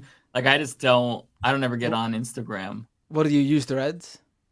I haven't been using Threads. So- I barely even use Twitter, and that's probably the main one that I use. I just am very burnt out on social media. Like I'll go on Twitter when I'm doing research for my shows or trying to find like quotes from someone, and then after that, I in my free time I find myself not really checking Twitter. Like I used to do that before, where it's like, okay, it's the weekend, I don't have to do shit. Let me just browse Twitter. I never do that anymore. I'm just kind of done with it because it's a toxic hellhole, and Elon Musk made it worse than it already was. So. I don't really use shit. Facebook is like the worst one. Like I logged onto Facebook a couple of weeks ago just to make sure that my mom is okay because I haven't talked to her in a week or so. So instead of calling her, you just look at her Facebook. Well, I mean, I call. Has she logged in the past 3 hours? I'm just like, okay, you're still doing okay, mom. But like, it's such shit on Facebook. It's all fake movie posters with fake movies, and then when you actually see what your friends are posting, it's like some like anti-vax shit. People complaining about stores closing in Portland due to crime. And it's like, okay, should I jump? No, I'm not. Just log out. I'm not going to do it. I made so many enemies on Facebook just because like the stupidity is like overwhelming. And that's when you even see your friends, because you just see weird shit from pages that I didn't even like. All social media to me is a fucking cesspool. So I'm just Facebook in Canada now is wild because all news is banned. So there's no What? more news. Yeah, news is banned on Facebook now because Facebook banned news because the government wants these big tech giants to pay into funding media in Canada, and they're like, no. So they're just not showing news at all. So it's What? So it's I didn't even very. know that's But a what's thing. interesting is Yeah. that my videos are not. So I'm getting my Canadian videos, because I'm not like a news network. My Canadian videos are getting a lot more views on Facebook than they normally would before the ban, because there's no other news on Facebook. I was So about to it's working out say for me maybe just fine. that's because You're not news to Facebook. Yeah, I'm not. We let this garbage fly. We let this garbage fly. Yeah. Honestly, I think Rebel News might not be banned either, and they're like right-wing trash. So it's like me and Rebel News on there, and yeah, it's working out just fine. Interesting. Oh, Mike, speaking of what is it, theft and stores closing, do you know how Target is closing 9 of its stores in the US? And you're always seeing that stuff that like the propagandists are promoting, like it's because of these roving gangs and all this shoplifting and theft, and it's happening specifically in areas of Harlem and things like that. Turns out it was all lies. All lies. The data came out today. I know, shocking. Every single one of the stores that is closing is surrounded by other Target stores that have significantly higher rates of police reports of shoplifting than the ones that are specifically closing down in poor neighborhoods. Yeah. Where they lock up the deodorant and they lock up the lotion and they lock up the condoms and they lock up the pregnancy test and they like the baby formula is the one that always gets me. All that up in it's the like Target. Even in Canada they lock up, like, so I'll walk into a Shoppers Drug Mart, which is like our what's your drugstore there? Walgreens. We got a bunch. We got CVS, Walgreens. Shoppers Drug Mart's like our big one. Yeah, Dwayne Reed. That one I've seen in New York. But like nothing is really locked up there. Well, there's like razors behind the little panel you got to lift up. But baby formula will be like behind the glass. Like you have to like ask somebody to open the glass to get baby formula. Pampers, like the one thing that I wouldn't mind anyone stealing. Yeah, like no, they're right. locking up everything, and but where I live now, I've watched with my eyes. I'm not even gonna hold you. Young girls walk over to the pregnancy test, open up the boxes, and take them out. And I'm looking at them with my eyes. They're looking at me. I'm looking at them. That's not my business. Okay, you can't afford the pregnancy test. I get it. I get that, and go figure out your life. But I've seen it. They're available there. People are stealing at this Target all the time. But because it's predominantly a white group of people that live out here, it's just not locked up. And I feel like it's and probably not mass reported on the news, because every day I'm seeing right wingers post like, here's another footage of a black person stealing food. Yeah. We call it black taxing frozen too. food. Like all that We kind call of it stuff. like a black taxing too, because even what's funny is like even the I don't know, it was always a couple of cents or something more just in another city that I used to live in here. And here I'm like, why is it not the same? And I feel like it's like a black tax because this Target or this grocery store is here in this black neighborhood. They make things more money. But what I always see in those black neighborhoods is a liquor store. It's always going to be a liquor store right there, right there in the neighborhood. The local liquor store will be right there. But all these other stores sometimes are further, but they're in the city. And when they are in, I remember back when I lived in Palm Beach, it's growing up, Florida, South Florida, and I was in school, and they did this like experiment. They made a new school that was in a predominantly white area, and they just brought kids from working class neighborhood, the rich neighborhood where the school was, and then kids from a poor neighborhood, like poor neighborhoods out what we call Muck City, Pahokee, South Bay, and Belle Glade, and Clewiston. And the kid, we all got together, and of course there was a war in the school. Terrible experiment. But the kids were telling me how grateful they were for the Walmart. And I'm like, Walmart? What? We got Walmarts here. But they were talking about in their city, they had just finally put a Walmart in what we call Muck City. They finally put a Walmart there. And everybody was so excited about them finally not having to drive almost an hour out just to go to the Walmart. They didn't have those type of grocery stores there. And that was so crazy for me to hear them talk about that.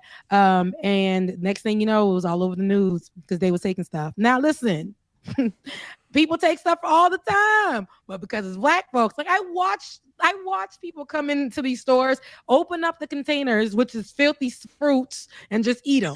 And just eat them while they walk, feed them to their kids, all kinds. Open up toys and give them to their kids to play with, all kinds of stuff. Wow. That happens in the stores around me. If somebody were to do that in these other stores, located in these other places, they will be on the news. We've seen this all the time. Somebody didn't even steal something, but they assumed they were stealing something. Yeah. Now, the attendants that work there will not let them leave. They won't let them leave. They're fighting for their, like, girl, you just work at Walmart. You are not a security guard. You're not a police officer. Let that man leave. Let that woman go. But we'll see a lot of those things on the news. But again, I see the same things happening here, but nothing is locked up. You won't have to wait. There's no lines. It's just, yeah.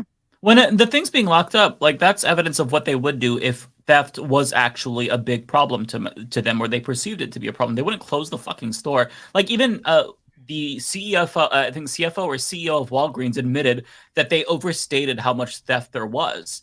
And it's because it's about the same. Like, there's going to be, you know, some spikes here and there and whatnot, but like, for the most part, this is all like mostly a manufactured issue. It's certainly there's spikes in certain cities and whatnot, and crime will always exist. But like, this is like, if you watch local news, like, it is a fucking cesspool. And in Portland, there was a couple of stores that closed that the retailers are saying due to theft. I don't know if it was Walgreens or Target, and everyone's fucking talking about that. It's like, that is such fucking bullshit. First of all, never take a corporation at their word. Second of all, more and more stores are going to close. We could predict that because brick and mortar in general is just fucking dying. And at a lot of these stores, the shrink that they get, being somebody who worked in retail, it's going to change every single year. And a lot of that shrink is just due to fuck-ups with regard to inventory. If you receive a product, you don't scan it in correctly. This happened when I worked at Blockbuster and Walmart. And you don't know if that's retro. Yeah. Awesome. I was the store manager of Blockbuster, and we fuck up all the time. What you know about Blockbuster? Zoomers are like so confused right now. What the hell is Blockbuster? Yeah, Zoomers are like, what the fuck is it's a like Blockbuster? A Netflix store. It was wild. Yeah, and listen, when I worked at Blockbuster, I stole all the time. Our shrink never went over 5%. Okay, I was responsible for the majority of the shrink, probably just sitting there eating like junk food and stuff and stealing nobody movies. can come find you because Blockbuster is dead. Like, you know, so you can tell your truth. That's all right. That's okay. Yeah. But like, shrink is always going to exist. It's a part of business, and some of that is going to be theft. But like, they're not going to close a fucking store due to theft. Like, I found that outrageous. And the retail association said that theft was not higher, contradictory to like the news reports locally. So it's an issue. Look at the tweet. I put the numbers in the chat. You can see like Mike's saying, the numbers speak for themselves. Yeah, you can see how easily you could drive hysteria just by like covering something more. You could get people worked up. Like, if you scroll down just one, it'll show you the first one where it shows you the exact location, and then it shows you the one that is closing down has the least amount of reported, according to police data, the least amount of thefts. And then the East Harlem. This is such a good report. Yeah. The idea that shoplifting closes stores is fucking ridiculous. It's the cost of real estate is ridiculous. I'm sure that has to be part of it. Absolutely, cost of real estate. But they don't want to talk about that. They want to blame it on people. So they're definitely lock more people up. We don't have enough locked up, apparently. Right. But we know that, especially in those stores, they make a big deal. Like at the Family Dollar store, that young man in, I believe it was Mississippi, who was gunned down by I think it was the police officers there because he was allegedly stealing, and it was a Family Dollar. Family Dollar. And we hear more and more about those things. But I see people still all the time that ain't black, that ain't whatever. And we're in stores that are in locations of rich white folks or whatever, like good neighborhoods. Now, but in those places, they automatically are good. It's easy to blame. It's easy to say this is what's happening. A lot of theft is happening here. So we're going to close it down for the safety of our stores and the safety of our employees. Also, it also works for the media. Yeah, cutting that labor cost, 100 employees at a Walmart or a Target, shut that store down, save all that money, appease shareholders, maybe profits are lower. Yeah, sell it prevents off. them from being criticized for downsizing and laying people off. Like exactly. It's the best excuse for companies to do that. It hurts those communities. That's what's crazy. Like, now those people are going to be jobless. People that rely on those stores as for work, because they probably can't get work anywhere else. They go to Walmart, whatever. Like, that is terrible. But also, Target was in a class action lawsuit for wage theft of their employees, and in one of the lawsuits was for $9 million of stolen wages. $9 million worth. Yeah. This is what they do. Plays a role. This week, Epic Games, the biggest fucking gaming company that owns Fortnite, They're laying off 800 employees. They can absolutely afford to keep them. Yes, they're giving them 6 months severance. I think it should be a year, but they shouldn't be laid off in the first place. Like, this is what corporations do. This is part of that like drive to always increase profits. It's not enough to just be profitable. Each subsequent year, you have to make more and more money, and if you don't, that's considered a failure. So that's what they're doing. They will cut labor. They will cut employees. They will do what they need to do, no matter how dirty, no matter how many people are hurt, if they can increase money, which this is all making the case for fucking like publicly owned stores and whatnot. Like I watched the Majority Report video about Tim Pool freaking out about a community owned store. I don't remember where it was. It was such a great video. And they showed how communities like purchased stores and how well that went. Like the employees there got pensions now because profits are no longer. Prices were all remarkably. Maybe we can find that cheap. clip because it's so ridiculous. Oh yeah. That was a shout out to Sam and Emma. That was a great clip because it showed that like, wait, yeah, why isn't this something that is talked about more? Community owned stores would be an excellent solution, right? Because I mean, part of it is like a lot of these brick and mortar stores in general, like they will be going out of business probably more often than not. I mean, look at Walgreens. I used to get my medication from them, but now I get it from Amazon. They just send it to me. So it's like, well, which large multinational corporation am I going to give my money to? The one that's going to give me my medicine directly, or the one that I have to go drive and pick up? I'm just going to like have them send it to me. So it's like, it's just more convenient. They're all going to die. So they can blame theft, or they can try to adapt and, stop being so greedy. And they're all greedy. All these corporations are very greedy. I work for one that shall be that we won't name, but I'm always hearing about, okay, so a lot of employees have been working from home since, the start of COVID. And the building that we used to work in, there's one in the city that they don't use. This damn corporation, there's a big old building that stays vacant in the city of Atlanta, in the middle over there. Just there for beauty. It's the tallest building, I believe.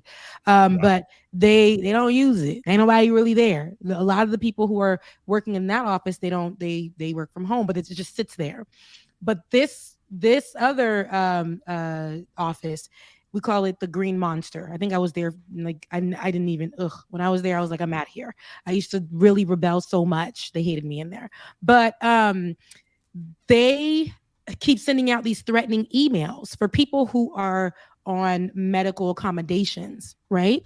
And because of COVID gave a lot of people trauma. Don't nobody want to go sit in these cubicle farms, okay, unventilated. You might get a window seat, you don't know. Okay, your cell phone may or may not work for 8 to 10 hours of the day. You already had to get up 2 hours early to get dressed, drive through Atlanta traffic to get to this place, all kinds of things. People don't want to go sit in there. They are more effective at home. And the numbers showed. I made sure because I did a report. But they are calling people on a medical accommodations who are working from home and trying to tell them they need to come in. So I asked why. I sent a letter and I asked why. I had a conversation with one of the higher ups, and they were like, well, we are a front-facing, that's what they call it, in-office work environment. I said, well, for 3 years, you were a work-from-home environment. And everybody, and the numbers showed how much money this place made with people working from home. And the retention, it's crazy. You guys can't even keep folks that you guys are hiring in office. People are leaving immediately because the thought of being in that environment is scaring people. And then, people not being able to get to their kids how they were used to, or to get home, or to do whatever. They're stuck in this building where you guys, it's almost like a jail. They only come outside, right, to go eat, which they have to walk up a hill to go to their car and get in the car, have about 20 minutes to go pick up their food, eat it in the car, and then walk back into the office. It's like a jail. So I let them know all of that, and I got with a couple of people at the job, and I asked them what their take was, and for them to do a survey. The survey showed that everybody felt more comfortable working from home, and they still decided to send out letters to people on medical accommodations, almost threatening them. But I let them know there's no way you can do that with people on medical accommodations. But it just goes to show these corporations are greedy as hell. They made so much money. Ooh, I was going to just call them by name, but they made so much money and still will tell you to your face, we didn't make enough. Took away bonuses also from people so that they can go into the office, stating that they didn't meet quota. But I look at the numbers and it showed that we exceeded quota for this particular department. So yeah, they be lying. They lie. Oh, yeah. Corporations lie. It's a slap in the fucking face. Like at my husband's last job, he worked at an industrial printing company, and they would have him and all his coworkers go to these mandatory meetings, quarterly meetings, about like how much money the company was making, how much profits are up, and you're doing great. And then it's like, oh, sorry, we can't do bonuses this year. Here's like a $25 gift card for fucking Arby's or some shit instead. Like, wow. It's a slap in the fucking face. Like they're so greedy. And yeah, the work from home thing, not only do people feel more comfortable with it because it is more comfortable, but like imagine how much money you save on childcare. How much like your overall quality of life goes up. Like if you have kids, like I worked at a fucking call center and I quit like after a couple of weeks, where I had to drive 45 minutes away to an off-site parking lot. Then we'd all have to take a bus to the actual building shuttle, to take calls. It's like, why am I driving so much to take fucking calls when I could do this right here? It doesn't make any sense. Yeah. It's not hurting anybody. All your information's on the web anyway. Like, come on now, please. Like, let's just be able to do what we need to do. And it's funny because the people who were making this complaint, because I was in the meeting with them, they were at home. I'm pretty sure they were just dressed from head to, to chest, and they had on boxers. One guy, his baby girl, ran into the room, and he was literally saying, we need you guys to be in office. Hold on, to his baby girl. He gets the option and the opportunity to still be with his kids and his family and sit in his sunroom to do this meeting, while he wants everybody, new moms, people with trauma, people who recovered from COVID but got long COVID effects, people who have to travel in Atlanta traffic up to 2 hours, because during COVID it was a smooth ride, but now everything is back to normal. You gotta be outside like 2 hours before you go to work, all those things. So I brought that up in the meeting, and I'm like, well, you get to sit at home. They hate me. Wow, they do. They hate me so much. But I was like, you get to sit at home and you do all of that, and it's not. Tell me how that's fair to everyone else. What is the difference? Like, these people are also taking calls. Some of them are doing emails, but sitting in a cubicle, it's almost like they have to have that control over you. They need to have that control over you, and they need to make you feel like this is your life. If you want this job, you need to be in the office or we will fire you. Like, you need this more than we need you. Yeah. I'll be right back.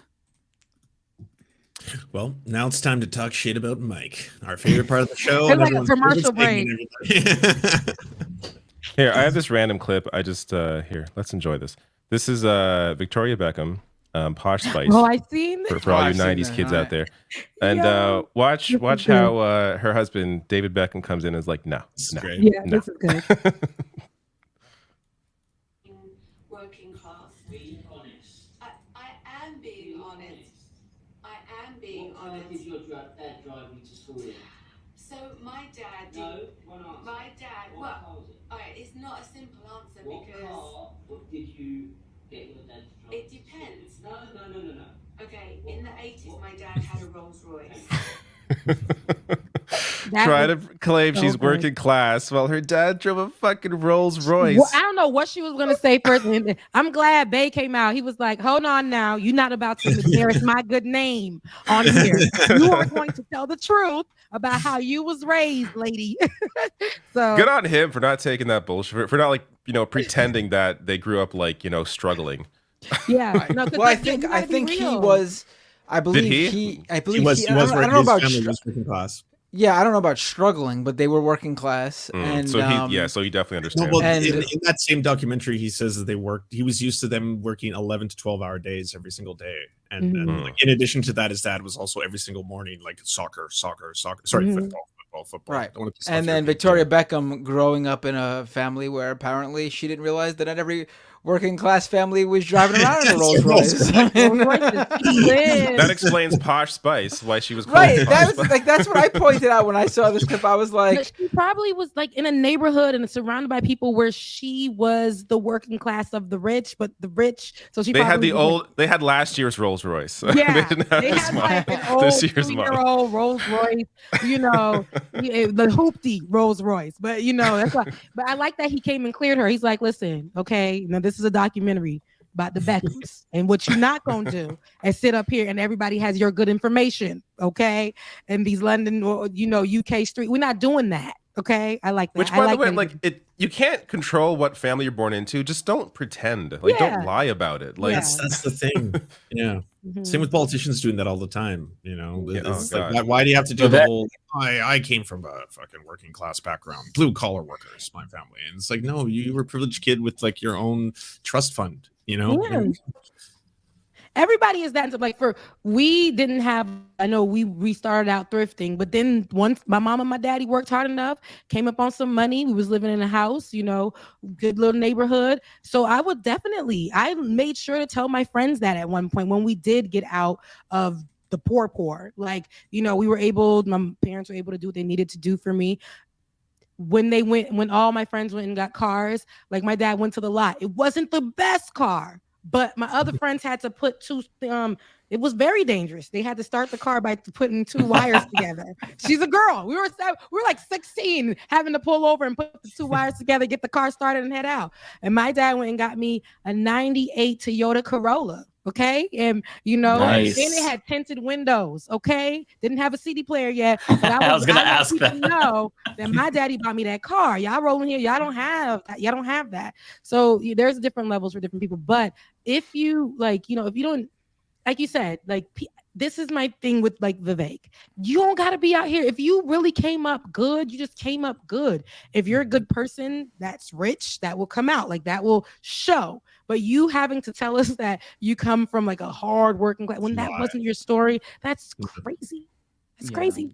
Yeah, I would respect it more if you were like, yeah, I came from wealth, but I care about the poor people. I'm a class trader. I'm like, base. That's great. Like we love class traders. Mm-hmm. But Posh Spice, I don't think she cares. Posh Spice out there going, it's a hard knocks life. And she let him correct. I like the dynamic there because he came out like, what? She was He's like kicking in the door. He's like, what's going on here? You say it right. If you're going to say it, say it right. If you're going to tell the story, tell it correctly. And she was like, well, he caught me. So, yeah. My first car was a 93 Chrysler Dynasty. It was a hand-me-down. Mm. Mine was a 1996 station wagon. I don't remember what brand, but it was long and blue. Are they the long ones? Yeah. I think that was the same as me. Mine was red. Oh, mine was dark blue. Oh. My first car was a 1985 Dodge Ram conversion van. Nice. That sounds awesome, actually. That's a great You first said car. 1985? 1985 Dodge Ram conversion van with the this the one up. electric bed that came up into a seat and then could turn into a bed because it was for my band. It was my first car. I wanted the band van. Rock star. Yeah, I wanted the band van. Our windows had blinds. Like, do you have original music we could listen to? Oh, here Somewhere. I don't have it on me. It's somewhere. This is going back this. 20 years now. Yeah.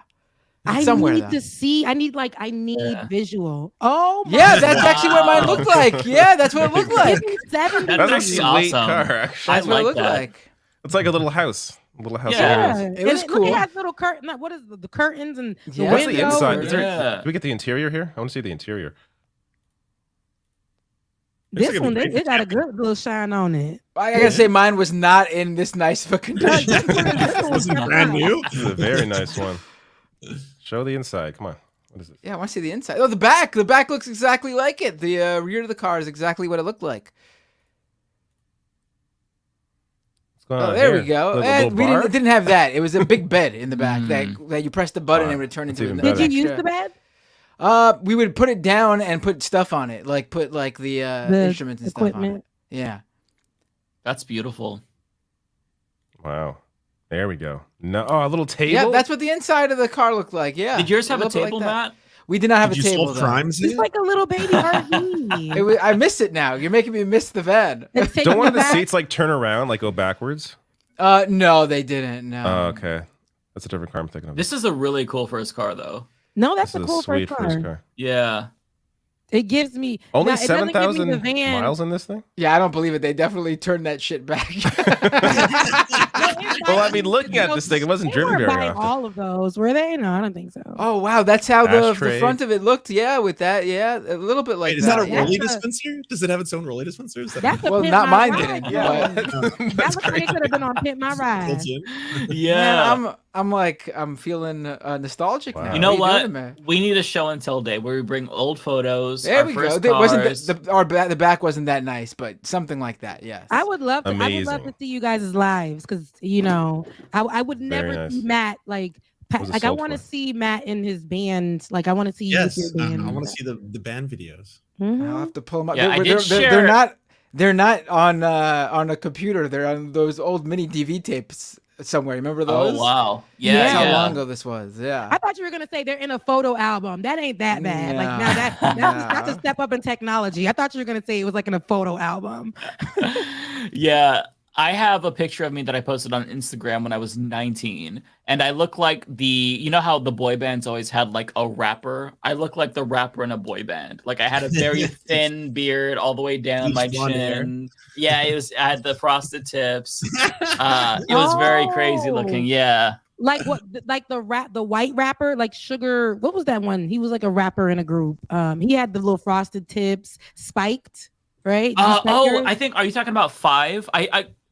Yeah, I think Yeah. I think it was the group. But the little frost. I want to get it right. I gotta find. I don't remember if my hair was Sugar spiked Ray. in this. Sugar Ray. Oh Yeah. yeah. So my hair wasn't. I don't remember it being spiky in that No. one. But it was the same type of color Sugar scheme Ray. where it was like blonde frosted tips, but like dark beard. Yeah. And yeah, I it can was weird. Like it just yeah. What were we it's doing? weird seeing that. I was going to the club when I first started going to the club. When I went to college, I was. Oh no! Look at him! Oh my god! Oh, that picture on the bottom left. That's the one I'm talking about. When I was 19. Look at you! Dang, that's crazy. Yeah, I have some Wow. older. Yeah, I was 19 right here. You're giving. Damn, you look a lot different there. You're giving Lance You do from look different, NSYNC. Is that what's his name? Lance. Oh, I take that as an Yeah. insult, actually. The Badlands. Actually, he doesn't look. I'll be honest. He doesn't look like Lance. He looks like Joey Fatone. He does. Joey. That's what it is. Joey I Fatone. prefer, honestly, yeah, I'd prefer I can that see to that. Lance. You like you was one of the non-singers in the boy band. I was just like the backup. Yeah. And like I never had any roles. Yeah. So do you Yeah. guys remember 98 Degrees? Oh yeah. Yeah. You. Yes, Okay. yes. There's only like 2 of them left, isn't there? Or am I thinking of someone else? There's Really? 3. They all died? No, I'm thinking of LFO. Remember LFO? 2 of those guys Oh. died. 2 of them died? I'm pretty sure. What? Yeah. God damn. That's random. weird. Oh my god. Yeah. Okay, guys. So Backstreet Boys or NSYNC? I would say NSYNC. Backstreet Boys. Backstreet Boys. Yeah. Matt? Even though Justin was fine, no one can. AJ was it for me. That was the love of my life. Okay, I loved him so much. Oh, okay. I feel like Backstreet Boys was more of a band, and NSYNC was more of like Justin Timberlake and everybody else. Like, No, don't play JC now. JT. What was his name? JC or JT? exactly. No, see, They're both. Yeah. There was I just JT and everybody remember else. when he was good. Justin Timberlake was good, but the other one was good. Look, the other one, because he was in a song with 702. Oh baby, bring it up. He did like right. And that was a what was great it? song. He had a verse though. The verse in that song, he said, Do you like my thug and sex appeal? My Tim's, Oh. my baggy jeans, my thug appeal. I'm like, Oh, is that's this what he said. This was not written by him, It was was it? back in the day. We used to let everything fly, and it's okay. I loved it. Everything was unproblematic. It was like music is gonna be music. We listened to everything. I had my emo music I would play. I had the R&B music I would play. You listen to everything now. But Yeah, why would they have that same boy here. saying he had the thug appeal with his Timbs and his baggy jeans? Because Yeah. I was wearing that. People were wearing that back then. I got made fun of because I had fake Tims in 6th grade. Listen. My mom bought me fake Reeboks, and I didn't Oh, know. no. And this is back Reebok Classics, and they roasted me, honey.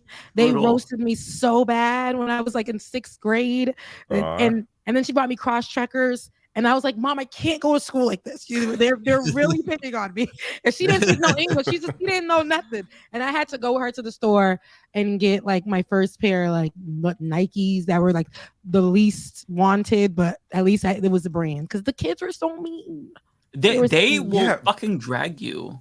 All that shit. I'm not. Is that still big? Is that still like a thing now? Where like you have to wear certain brands or you're not cool? Zoomers were way better than our generation. I feel like they're way better now. The kids are wearing Fashion Nova, but they're also wearing Gucci to school. They're wearing Fashion Nova, which is really cheap. Fast fashion is super cheap. They can get things online for whatever. So they're like wearing secondhand stuff is like big too. Yeah. Oh, thrifting, because I love thrifting. Yeah. I still thrift because my mom till this day. I found a lot of great things thrifting till this day.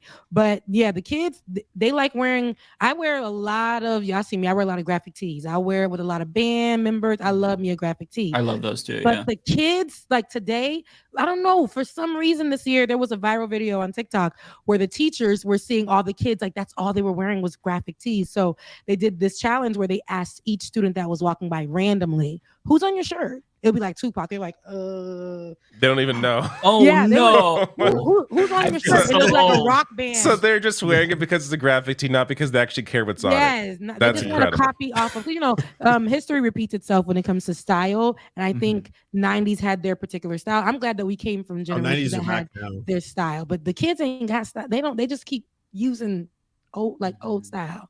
So yeah, some of the 90s styles really should not come back. Like, I'm sorry, the really like big wide leg, like what's the name of those jeans? Jenko jeans that were like massive. I remember. Oh yeah. No, those are ridiculous. Jabot, the Jabot. I had a jeans? pair of those too because they were like cool back then, and they're so lame. They're terrible. Oh my god, oversized, and all the boys just that era when we was doing the snap your fingers and all the boys was going to the damn corner store to buy their white tee, okay, and they were buying it in 7X, and the kids were itty bitty, no kind of meat on the bones, 7X white tee, gigantic, shirts. Just because Cameron wore a pink one.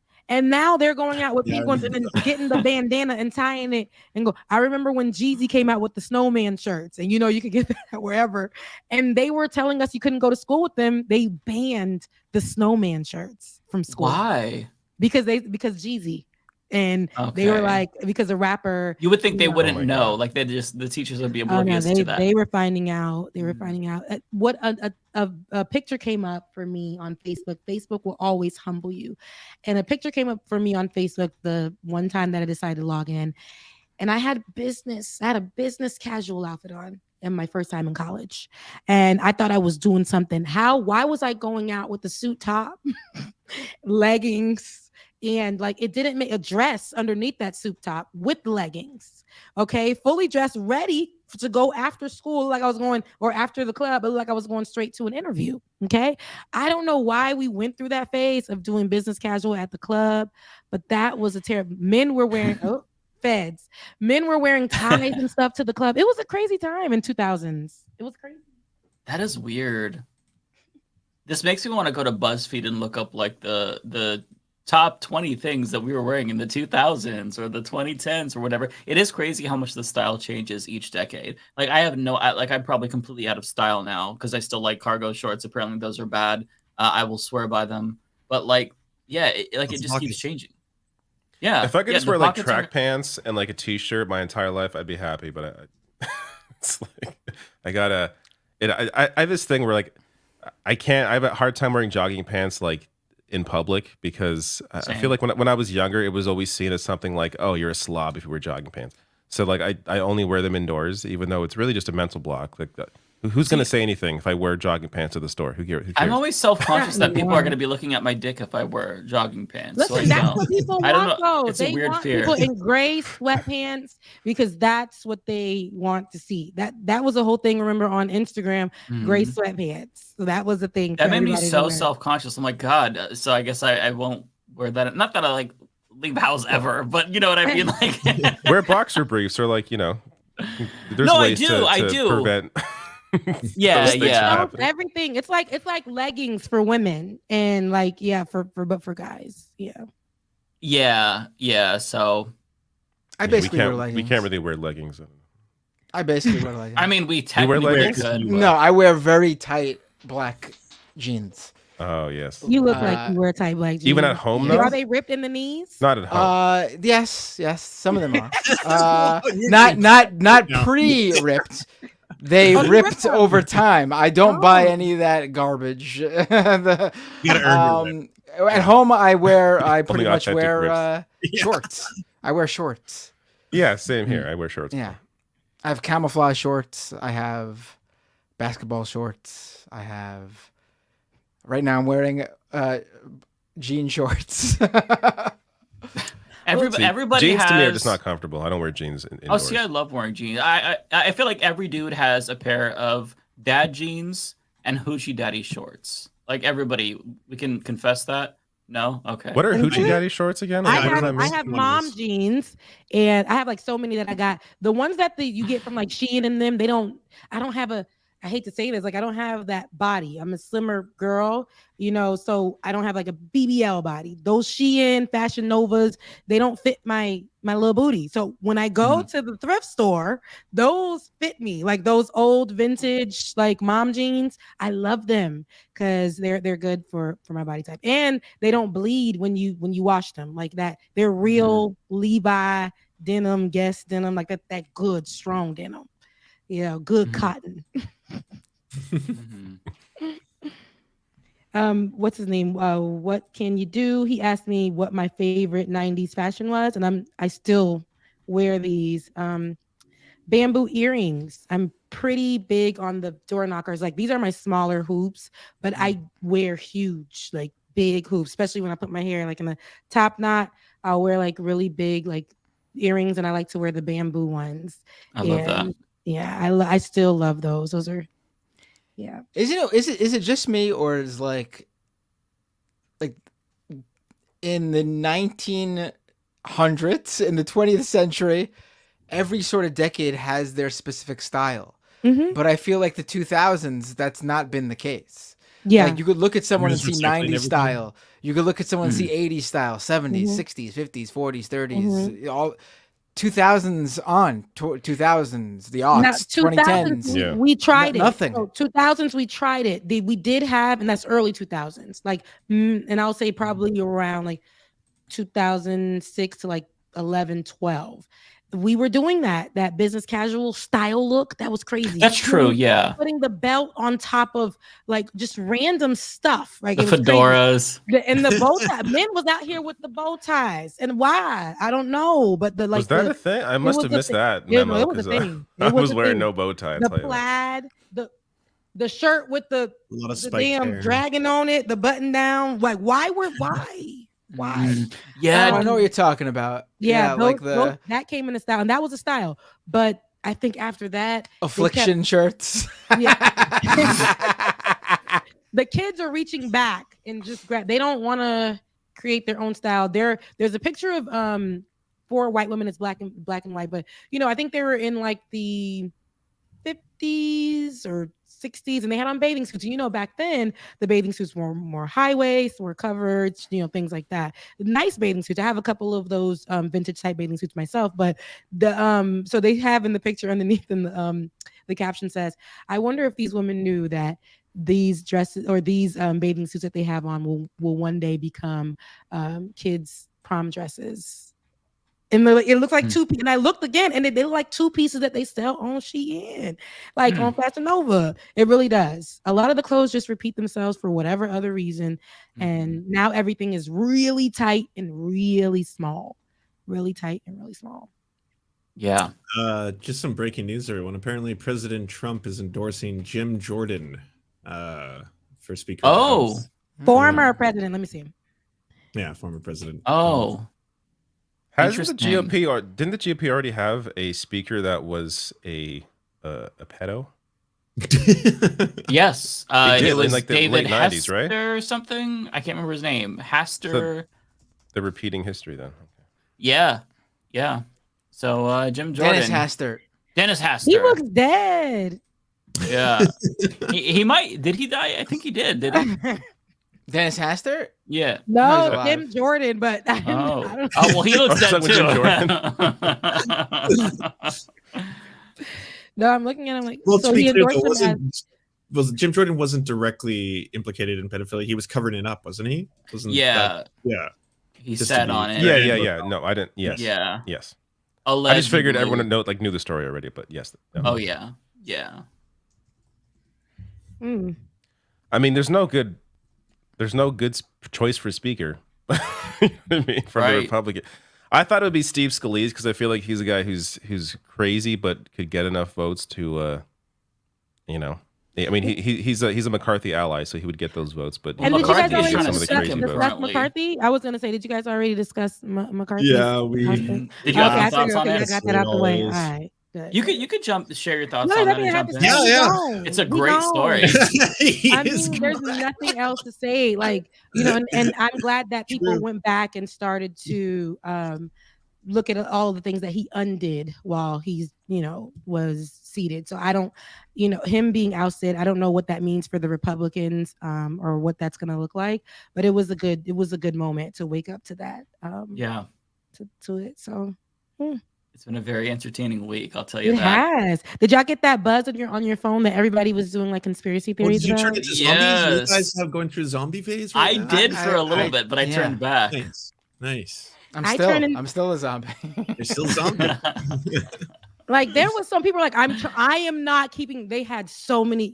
You know, Face starts on Facebook, so Facebook they're gonna take it somewhere else. Like they're not gonna joke about it. They're just gonna be like, turn it off because you don't want to get cancer.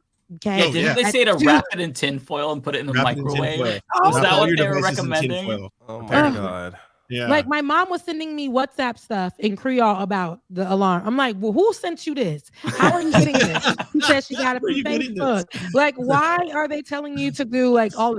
Mama, this is the same alert sound that you get when there's an Amber Alert, which always pops up on my phone randomly. Like it's the same, and it was only for a couple of seconds, and that was it. Like it wasn't whatever happened to us in that time happened to us before when we got the alert before. Like y'all relax. But the people were like, you know, don't let it do that. It's gonna mess up your kids. It's gonna. There was so much conspiracy surrounding. Did you see that viral Reddit post about a landlord who forced all of his tenants, and he had multiple tenants, to have to shut off all of their like power? He was like, I'm cutting off all your power, and I really ask that you do things like maybe consider putting your devices in tinfoil and stuff like that. It's funny you mentioned that, Lance, because last night on my live stream, I had the guy behind that post on to talk about it. No way. Yeah, he told me what happened. According to him, he called the cops yesterday, and the cops came and spoke to the landlord. And apparently they were there just as the emergency alert went off, and the landlord apparently was like bugging out, like thinking, and like it was this whole big thing. The cops couldn't do anything though because the landlord wasn't doing anything illegal.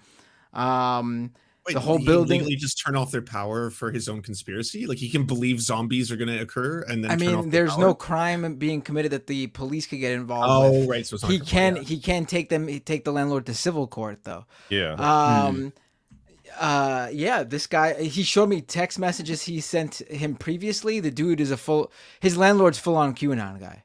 Like it's not just this conspiracy theory. Looking at that, I believe. Yeah, it's never just the one. It's got to be the. If you believe this shit, then you're already deep in it. Like absolutely, you're not a one like conspiracy kind of a guy. Who is that? Yeah. Like, oh, I'm just a flat earther. All the rest is just madness. Don't listen to me. Flat Earth is all. You know, when they start off with they're going to be the ones to talk about the Earth being flat. They're going to talk like it's just a whole thing, and it's like that is what you find on Facebook. You log into Facebook, that's what you find, and then a whole bunch of weird videos. But to think those people have any power, like their landlords or their bosses, they have power over other individuals in their lives, and they can control them with their conspiracies. Like that's where, like a lot of these conspiracies like seem harmless. Like someone thinking the ambulance can turn you into a zombie, who cares? But if that's your landlord and he's turning the power off, then it becomes a serious issue. Tell the landlord, I can't do that. I work from home. Like you can't just turn off my power for your own. But the landlord is the landlord, and they always want to feel like they got control. So now y'all got to do what I say. Oh, he should sue him. Yeah. Yeah, that's you're losing money. You're trying to get work done. Like that's not acceptable. I'm curious, Matt. What other conspiracies as landlord did he use to push on the tenants? Because he had other text messages too, right? Right. Let me. He sent me. There was a website. 1 second. Let me pull up this website. It was. something else. He sent them like a link from this like insane conspiratorial website. Like this is like his source. Oh god. Not for this. This was for something else. Hold on. I gotta go back in my web history. Hold on. I could not imagine having a landlord like that. Holy shit. Yeah, that's what I was telling him. Like the thing isn't so much like we were talking about. The thing isn't so much that like this happened and the power in the whole building was out for a couple of hours. The more concerning thing is if this guy just reading something online compels him to shut off all the power in his building. What will a conspiracy theory convince him to do to his tenants next? Like, what if he comes across a conspiracy theory telling him he needs to off everybody on the top floor of his building? He's going to go with a shotgun and murder everyone living on the top floor of his building? Like, you know what I mean? Like, it's scary. Where's this? It was a ridiculous website. Hold on, I'm going back in my history here. Oh, wait. I also saw Naomi Klein going up against Dr. Drew, who's pushing anti-COVID vaccine bullshit. The Dr. Drew. It's just never ending. Shout out to Debunk the Funk, awesome YouTube channel you should all be following. Yes. Debunk the Funk, he debunks all popular COVID conspiracies with science. Pull that up, and David? debated Dr. Drew firsthand and embarrassed him fully, which has been. I haven't seen that debate, but I do like Dr. Debunk the really Funk. good. Yeah, I'll check it out. Dr. Drew and Dr. Oz are problematic. Yeah, they are. Oh shit. You could just tell what you're getting as soon as you. Yeah, he sent him this. His landlord sent him this link. Saying there was like some good news. We don't know if you want to play that video. I haven't even seen the video. I kind of want to watch it. I think it'll be taken off YouTube probably. Well, we're debunking disinformation. It's important that we do you know do how that. YouTube works? They don't fucking care. No, as long as you. Wait, look at that ad. The God frequency will work for you. Daily habit for 3 weeks and simply watch your life. If I make $130,000 a year, how much house can I afford? The ads on the side are crazy. Or are these the news? No, this is the news. These are the latest what they're posting on here.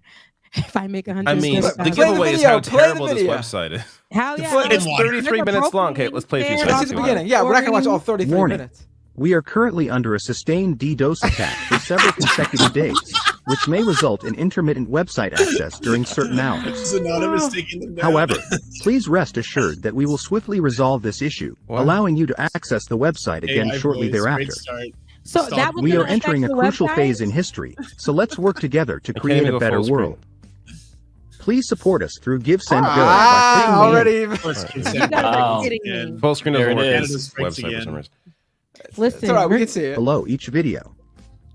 Thank you all for your contributions. Is that Matt Walsh? We are working.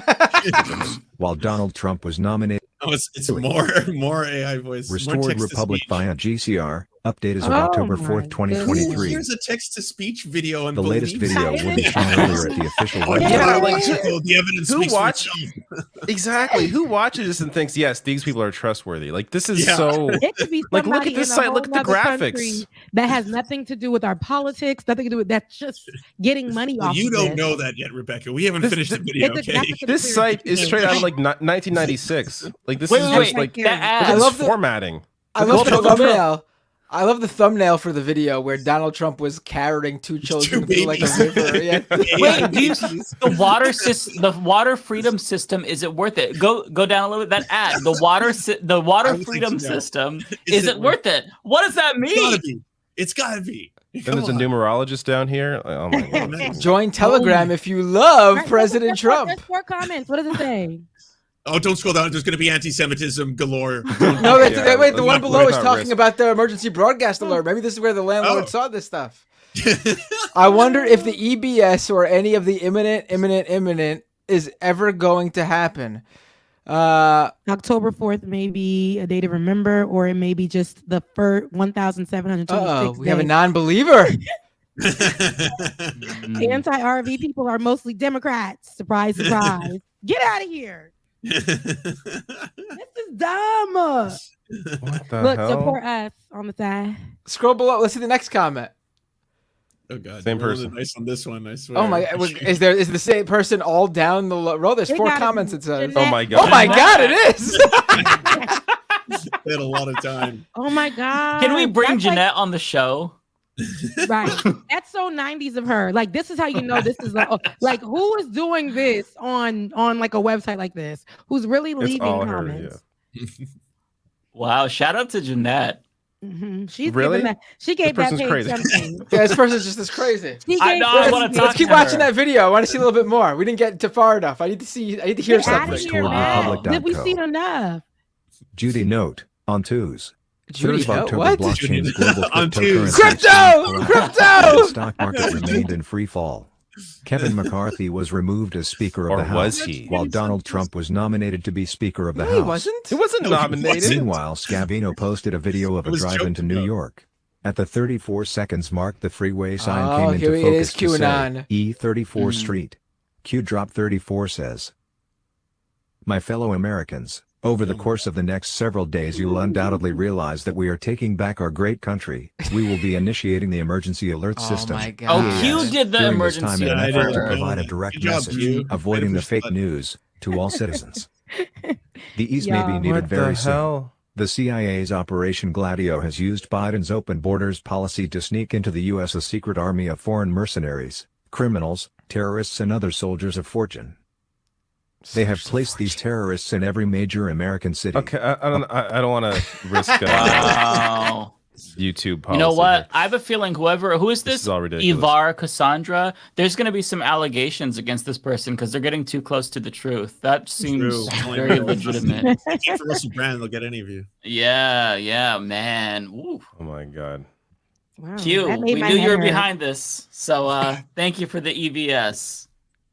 Or Unbelievable. So EAS? What is it it? was worldwide, wasn't it? Like on every single cell phone. Countrywide. No, it's just America. Country. Oh, because y'all didn't get it, so y'all didn't. I Y'all didn't turn just into a zombie. I wanted it. Yeah. You know? Can you send me the signal? Give me some zombification here. Over the Right. next Well, couple of weeks, yeah. you're gonna see Matt, Rebecca, and myself slowly but surely change into zombies. I'm gonna get Our like s- those. Hell yeah. I gotta say, I'm could you gonna get imagine more though? Could you? Avatar. I'm could gonna you get more imagine- Avatar, that type of thing. Could you imagine the Mhm. reaction if this alert was worldwide though? Oh my God, the globalists are trying. Oh, absolutely. Wow. Oh, Right. man. At It that would be point, they a have a point. The world can't work on anything together, but they can work on this together. Yeah, Yeah. Interesting. Interesting. Yeah. How about climate change? Global zombie signal. Do climate change Well next. done. Man, that's Yeah. a great website. What was the link again? Restored Republic. We are not. Restored We're Republic. not advertising this place. No. Next week, guest, we're going to be talking to Jeanette from Restored Republic. She's an avid watcher of the text-to-speech videos, and she has some inside information that I think And an we avid lunatic. It wasn't given the new AI. The beginning did, but then it started giving that text to speech. That it was just very old school. That site. That's Yeah, how you know. no, the text to You- speech. You'd be funny, and I Why? can totally picture it. There, at least some portion of that audience definitely started watching the video and was like, "Oh my God, the guy who owns this website, they've already turned him. He's Right. already turned into a robotic, a robotic zombie. Listen to his voice." I'm surprised we didn't get all these ads coming up telling you, like, because you know when you go to those type of sites, so much. I have ad blocker on, so maybe that's Oh, why. okay. They're all coming up, Yeah. so you can't even really. You got to click off of 90 things, and if you click Yeah. on the X, you may have not clicked exactly on the X. It done took you somewhere else. Yeah. That's I mean, what those they sites have a do. donate button. I bet that's. I mean, they must get Don't do enough it. crazies to give money. Don't do it. Gonna have your computer sick. Don't do it. Guaranteed, the person behind this is not does not believe any of this shit. They're just like a sociopath who can put this out, knows how to make money, knows how to grift this angle, and or maybe they are crazy because the website sucks. So maybe Yeah. It looks is a very terrible authentic website. if you ask me. Yeah, it probably is. Mike, You know, you I was think I'm loving wrong. it. No, I think it's legit. Legit. Yeah, legit I mean, crazy. I'm sure that person at Thanksgiving dinners is very entertaining, to say the least.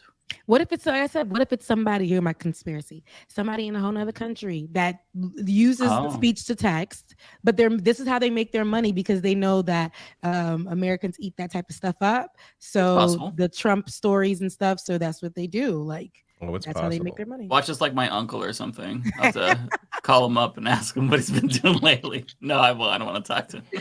It's got to be at least one conspiracy theorist listening to this and being like, listen, I have a feeling Stephen Hawking is behind this website. Sounds just like him. Someone should comment that. All right. Super chats? Let's do it. I didn't get none. Look, all y'all, but there were a lot of people who were watching. It's a slow day. So I'm gonna yeah, there were a lot of people who were watching on my live. Slow day for all of us. We're putting up that banner right now, Rebecca. Okay, there were a lot. So shout out to everybody on my live, though. You guys definitely came out and were watching on my live and supporting. Thank you so much. Haven't got monetized just yet, but I'm almost there. So where are you at? I don't know. Now with people on there, I'm at 1.7, so 1,700 something. How many view hours you got? Yeah, that's the hard thing. It's 3,000. That is hard. Yeah. You 4,000. It's 4,000 now. Great. Yeah, 4,000 hours. They stress me, but I'm almost there though. Nice. Look, I only look at the line and then I look at the. Yep. Go to the monetization tab so that you could see how it shows you like what you've hit, what goals you've hit. Oh, I'm almost there. I'm at 2,906 public watch hours. So I got to get hell yeah. So streaming does nice. Streaming is the key. Just to get I should start streaming on my other channel then. I forget, like I do on here, to stream my own show now that I'm. I always do it straight from Ben's page on the Benjamon Dixon Network. That's where my show usually streams. So now I always forget to stream it on mine, and people are reminding me. See, now I got to do that. So once I'm doing my StreamYard and stuff on Saturdays, I have to stream it directly to my page. But don't forget, because you'll hit those metrics really quick. I won't forget because the audience was on me last Saturday. So yeah, we'll be on this Saturday. We're gonna be on this Saturday, like it or not. Make sure you guys tune in. It's always a good time. Me, Ben, and Bubba, we have such a great time. We get to let our hair down, or if I wear it up, we just, cover the news, might start a little strong, and then we go easy, and we just joke around and have a good time. So make sure you guys tune in. We call it like one Saturday morning, but not like trademark from the one Saturday morning. But once it's like a Saturday morning with us, and we have a good time. And we're also on Power 104. I gotta figure out what it is. We just got on it, and I'll figure it out. And that's awesome. But we're also on the radio in the Twin Cities. So, and we'll be on the radio, I believe, in Louisiana soon as well. So we're working towards that with the Like It or Not show. So yeah, on the same channel, on my same channel, you guys will see it. So all you guys who follow the show, Leftist Mafia here, you guys can see it on my same channel on Saturday. So. But other than that, y'all know what it is for me. I'm not here for a long time. I'm here for a good time. And I had a good time with you guys, even though I was late. So, but I'm out. I love you guys, mean it. And I'll see you guys next Thursday. You take care. Have a great week. Bye. I'm going to sign off to everybody. Take care. Can't wait to see you next Thursday. Have a ton of fun with all y'all. And if you want a brand new video I just put up today about Go Woke, Go Broke, in an animated channel I have, which is all just filled with cartoons explaining stuff, go to youtube.com/@mindexplosions. That's @mindexplosions. They're animated videos that explain complex topics in a simple way. And you'll have fun, Beautiful. Yeah. Awesome. Yeah. Bye, everybody. Have fun. Take care. Peace, Lance. All right, so this one is for me, Archangel, with $5. Thank you. Mike, now that the MCU has established alternate timelines, how do I get to the one that has Trump never running and sanity restored? This one sucks. You have to go to New York, find the building that Dr. Strange lives in. I forgot the name of the building. What is it called? There's a Lego set of it. I should know this. Fuck. I don't remember. But I'm not gonna remember it.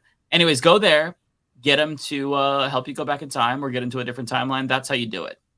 But be careful, because you could open up wormholes, and yeah. I'm tired, if you can't tell. This one's for me also. J Cass. Even if you hate them at first, the thing about beards is after a while they grow on you. But Beautiful.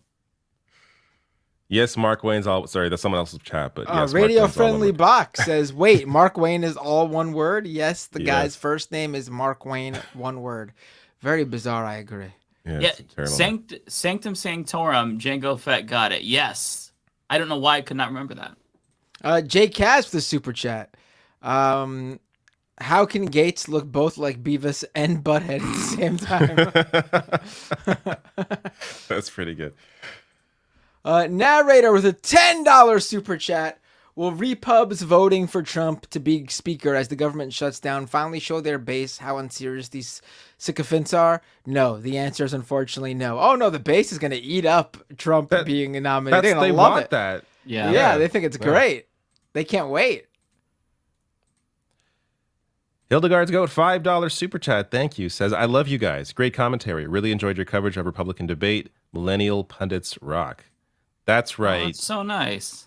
No Gen Z in our... Yeah, we're all millennials here. It's got to be... We cut out Gen X because they've gone... Well, Gen X is just... I'd welcome a Gen Z. Gen X, though, there's no chance. No, ever. yeah. I'd welcome a boomer before I welcome a Gen X. How does Sam Cedar feel about that? I mean, if I was Sam at this point, knowing how Gen X turned out, I'd be doing the opposite of what he used to. He used to argue how he was Gen X. Like, if anyone called him a boomer, he'd be like, no, I'm within the Gen X. I would now reverse that and be like, I'm on the tippy. I'm more of a boomer, I think. More a boomer. I'd argue for the boomer generation now. Gen X is really, oh my God, gone...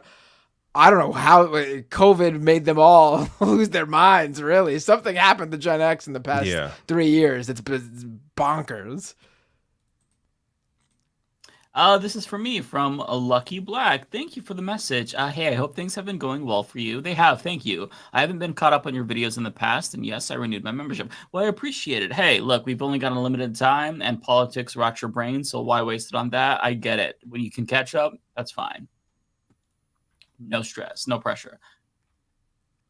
Me, Tony Crump, $20 super chat. Let's find you a. Does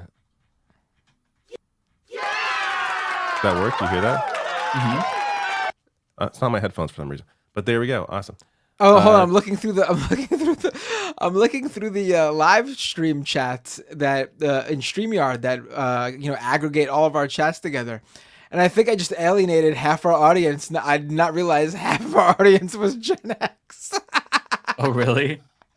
Not all Gen Xers, but come on. If as a millennial, if I found out that millennials, the good Gen X are here, right. All of them. if I found out that a significant millennial contingent lost their minds during the early COVID years and became at the forefront of banning books in schools and the anti-trans panic, I would have something to say about the millennial generation. Just saying. Yeah, no, I mean, exactly. I think I think the good Gen Xers are self-aware and are aware that they're one of the good ones. Tony Crump says, just to say I love you all. I'm really enjoying the GOP stepping on rakes and falling on their faces. Thank you so much, Tony. For your so super sweet. chat. I'm also enjoying the same thing. Lawn Gnomes, $5 super chat. Thank you. Says, would taking some Tim Pool music and blending it with Nickelback be an appropriate use of AI? And would anyone be able to tell the difference? Mm-hmm. I will defend Nickelback here way better than Tim Pool. Not even close. Oh, yeah. They're also Canadian, so I'm going to defend them. But I don't like Nickelback, but I agree with that. They are the butt of like so many jokes, and I don't really like. I'm not like fans of theirs, but I don't understand why really. But that would be interesting. What would happen like blending Tim Pool's music with like It would probably sound like generic rock music, I'm guessing. I mean, you could probably play both of them side by side and not notice the difference, really.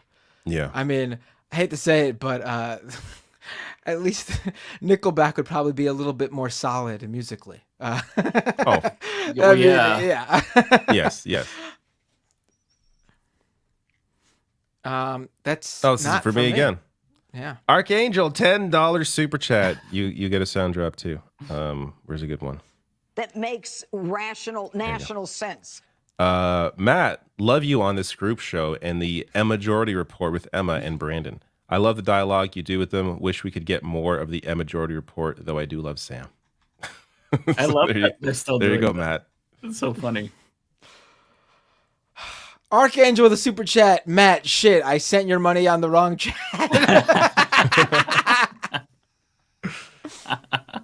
That's hilarious.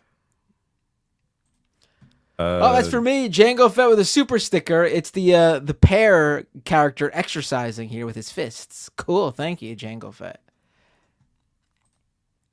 This is for me, 0PE with $4.99. Thank you. Did y'all hear about Code Pink anti-war Ukraine protesters that got arrested in Bernie's Senate office the other day? Yeah, I saw that. I also saw that Code Pink had to put out a statement because they posed with Marjorie Taylor Greene, who is not anti-war. She is pro-war, pro-invading Mexico. She has stocks in defense contractors. So yeah, not the best luck. If you're aligned with Marjorie Taylor Greene on this, then you might want to rethink your position a little bit. That's my thoughts. I just don't get. Like, listen. Is Bernie the barrier to progress? Like, really? Right. But yeah. that too. But like, great listen, fucking work. Go after Bernie. I get that what's going on in Ukraine with Russia's invasion is an anomaly compared to the wars that we've been used to for the past couple of decades, where the United States was the aggressor, was the imperialist, was the invading nation. I get it. That's not what this is. So by showing up saying end the war, demanding the U.S. end the war, what you're demanding basically is what you're actually demanding is for the U.S. to cut off Ukraine and let Ukraine just succumb to Russia's invasion. I mean, and then you have to deal with Russia then deciding, hey, maybe we want to take it further into a NATO country. Maybe we want to go into Finland, Poland. Yeah, you're asking the wrong people to end the war.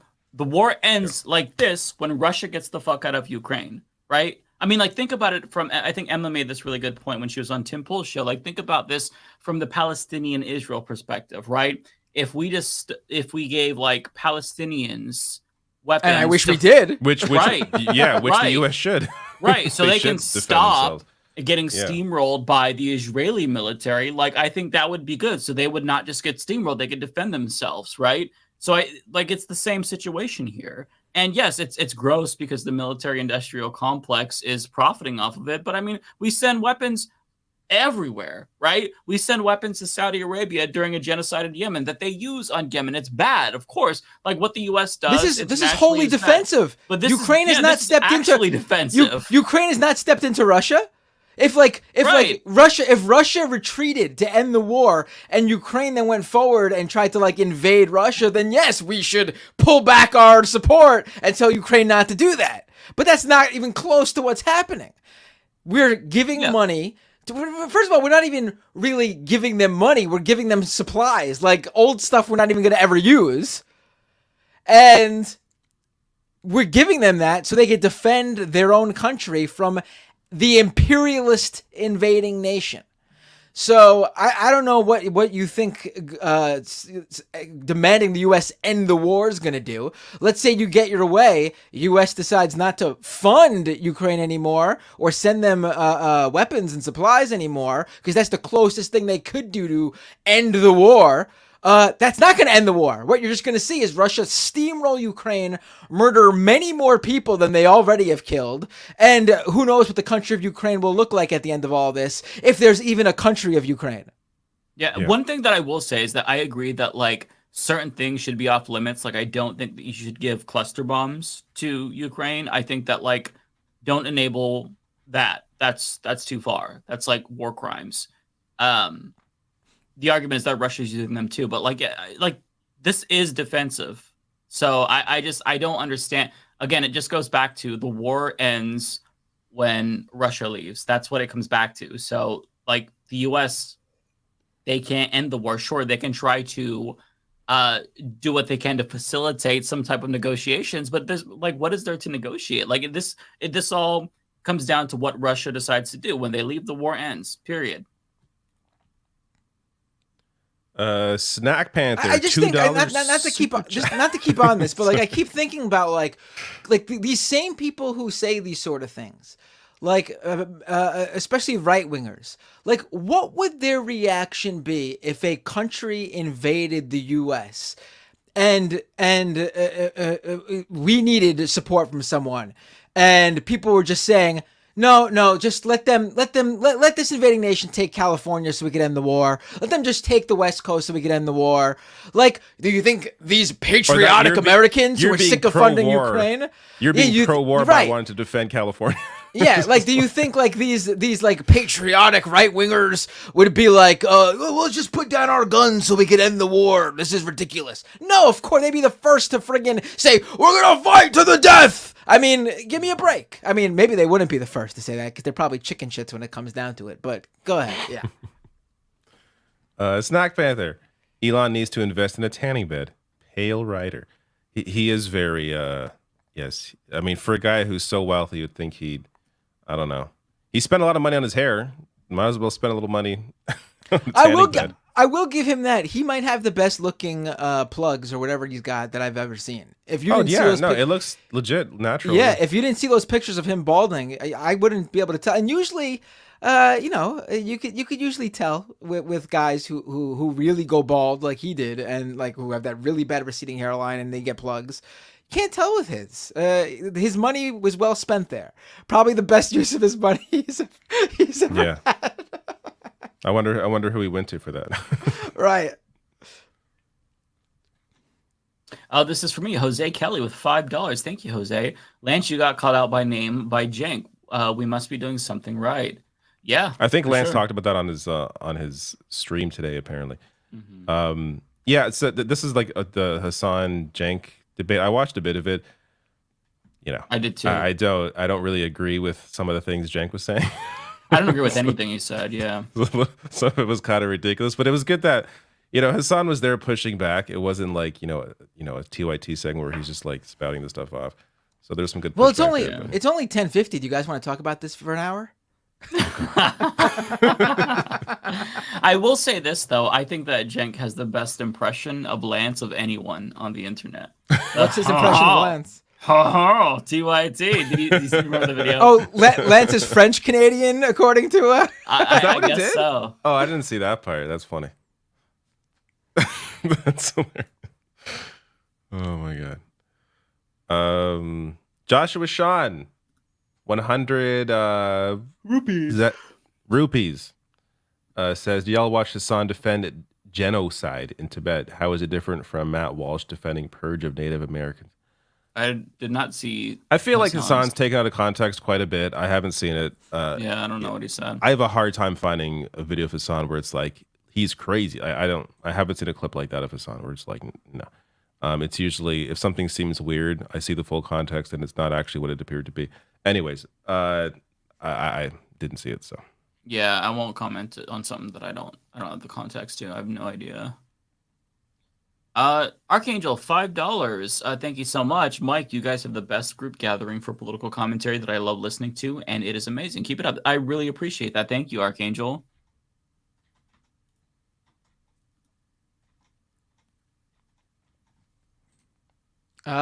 Gringo Sex with a $20 super chat. Gringo Sex. If you have $1 to spare, please donate to MR listener Star Fox's cancer fund. Please don't donate if struggling. Please share in the Leftist Mafia host Discord's chats. Starfox.club will take you to the GoFundMe. Thanks and solidarity. Yes, we talked about this earlier on Majority Report.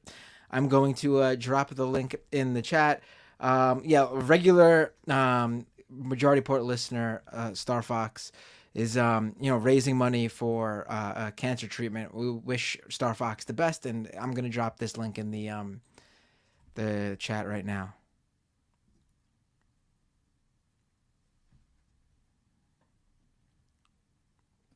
Oh, it was for me too. This next one. Blex actually with a super chat. Elon's biggest mistake was buying into his own hype. He could have just been like he is now and shut his mouth and sold cars and rockets and he'd be fine.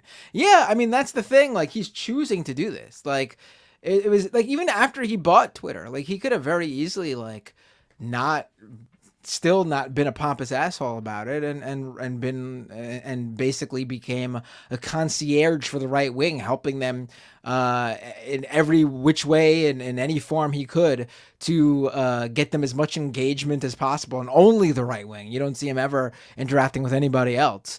politically wise. I'm sure there's tech people he interacts with on there, obviously. But yeah, I mean, he chose to go this route. He chose to defend people who are being accused of rape and sexual assault and racism and anti-Semitism and xenophobia and all this other stuff. And then he chose to even take that from them, learn that lesson from them, and become that himself in certain cases too. Thinking directly about him going down to the border and his views on people crossing over, undocumented immigrants, migrants. He even calls them illegals. That's who he is now, though, and that's probably who he always was, but just didn't care so much until recently for some reason or another to get as involved as he is now.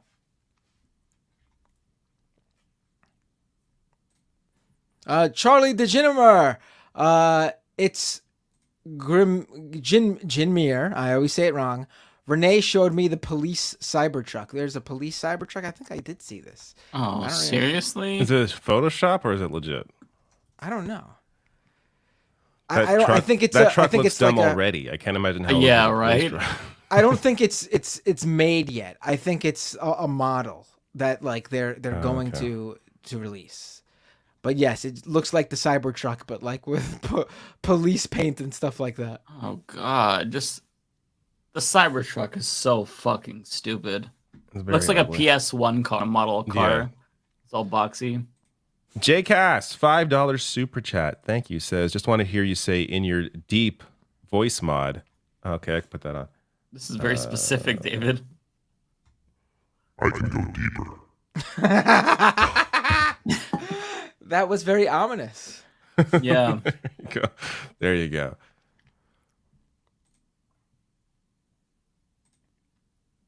For Resto with the super chat. Facebook is such a dumpster fire now. Every third post is an ad, and another of every third post is a suggested post, which is an internal page/group ad. Yeah. Facebook is it's been treading down. Oh yeah, it's bad. Yeah. Bay Photo with a super chat. Matt Binder could be Speaker of the House, host of Majority Report, Leftist Mafia, a journalist, and would still read every super chat. In fact, I would read the super chats right there on the House floor, every single one of them. As Speaker. Foresto with another super chat. By the way, shout out to Cenk Uygur taking the corporate line on retail theft with a reactionary fervor during the Cenk Hassan debate yesterday. I have to check this debate out. Yeah, Hassan did a good job pushing back agree. on all of it. Yeah, I agree. Bayphoto $9.99. Thank you so much, Bayphoto. Very, very generous. Used to work at a drugstore pre-pandemic. Mass shoplifting was a trend then. It's not new. The difference is the media is dramatizing it. Loss prevention only cares about employee theft. Exactly. That is exactly it. Yeah, thank you for that comment, Bayphoto. Fly Chopper Fly, $2 super chat. Thank you. Says David's got the main point. These people with power. Yeah, that was. I think that's you're referring to the discussion about the crazy people, like the conspiracy minded people. Yeah, like the landlord. Yeah. Right. Yeah. Absolutely. Really great point. I believe this is me, I want to say. Randy in Vancouver, thank you for becoming a member. Appreciate that. Check out the next round of outros. I believe that's this next week. Your name will be in every one for at least a week. Victor Hart with $10. Thank you, Victor. Leftist Mafia always fills my Thursday with joy. What you folks do here is important.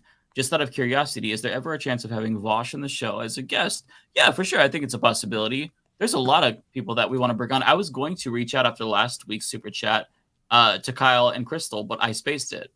But I do still intend on doing that. God, I'm really bad at reaching out to people. I'm worse than you. I'm worse than ever. I don't like messaging people because I always feel like I'm bothering them. So I do too. Don't. Yeah. I do. I also don't really read all my DMs, so that's another problem I have.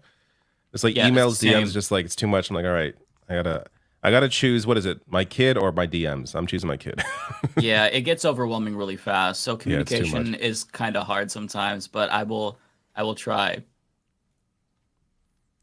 Kowalski, 199 super chat. My harvest is going good. How's your harvest been? You know, my harvest always solid. Always a good. I've had a good harvest too. Good harvest going. Kowalski playing that new Harvest Moon game. Nice. Who's this for? I think this is mine. Yeah, this is for me. Thank you so much, Maui. $20. Very, very generous. Wow, thank you. Google Spoutable Kitty Cats 256. Oh, thank you, David. An LGBTQ activist raising funds for her community in a refugee camp. She has a GoFundMe with a video about LGBT discrimination in Africa, and she is willing to talk about her experience. I believe this is this the woman in Kenya, I want to say? I think I remember retweeting this on I think we've talked about this, yeah. I'm certainly interested in more. If you have any links or like any blog posts she has, certainly tweet them at me, because that's something that I want to look at, because I'm not really familiar with sub-Saharan African politics, especially when it comes to like LGBTQ issues. So that'd be interesting to hear from her. Brian B with the super chat. They should play the Leftist Mafia in every airport, dentist office, and nursing home in the country, like they do for Fox News and CNN. I agree. They should. I feel like our show would be a little different if we knew that was happening. Yeah. Oh, yeah. Yeah. No, I would not think say half the shit that I say on here. We'd also like maybe talk about the news more. Yeah. Much more structured and whatnot. One problem is, though, that really, I guess we'd only be playing in every airport, because by the time we stream, dentist offices are closed and everyone in the nursing home is probably asleep. So, yes, that's true. Letter Hat Oh, with no. $2. Guys, I'm Gen X. You already broke your rule. Oh, you're an honorary. Well, I didn't say it was a though. strict rule. We can bend it here or there for the right person, the right Gen Xer. Yeah, you're an honorary millennial, Matt. So it's okay. For some reason, this is every time I hear Gen X, this is like tattooed on my brain for the rest of my life. There was a Pepsi commercial in the 90s with the Spice Girls singing Generation X, and that is the first thing that pops. You think of that too? That's Every the first thing that time. pops in my mind whenever I hear Gen X. It's like, I don't know.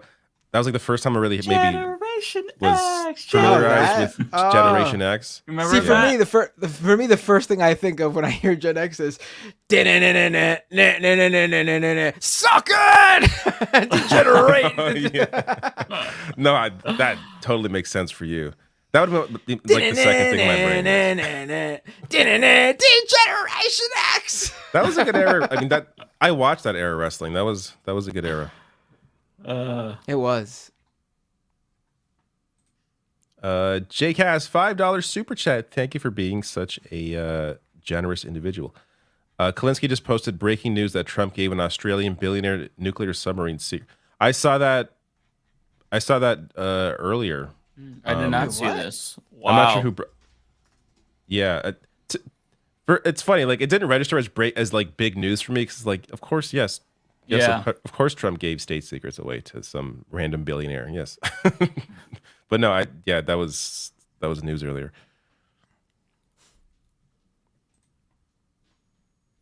Snack Panther, $5. Apparently, I am offending my audience. I apologize. Hey, I'm Gen X. We all don't suck. Been to your Stone Cold Steve Austin shorts. Must be too tight.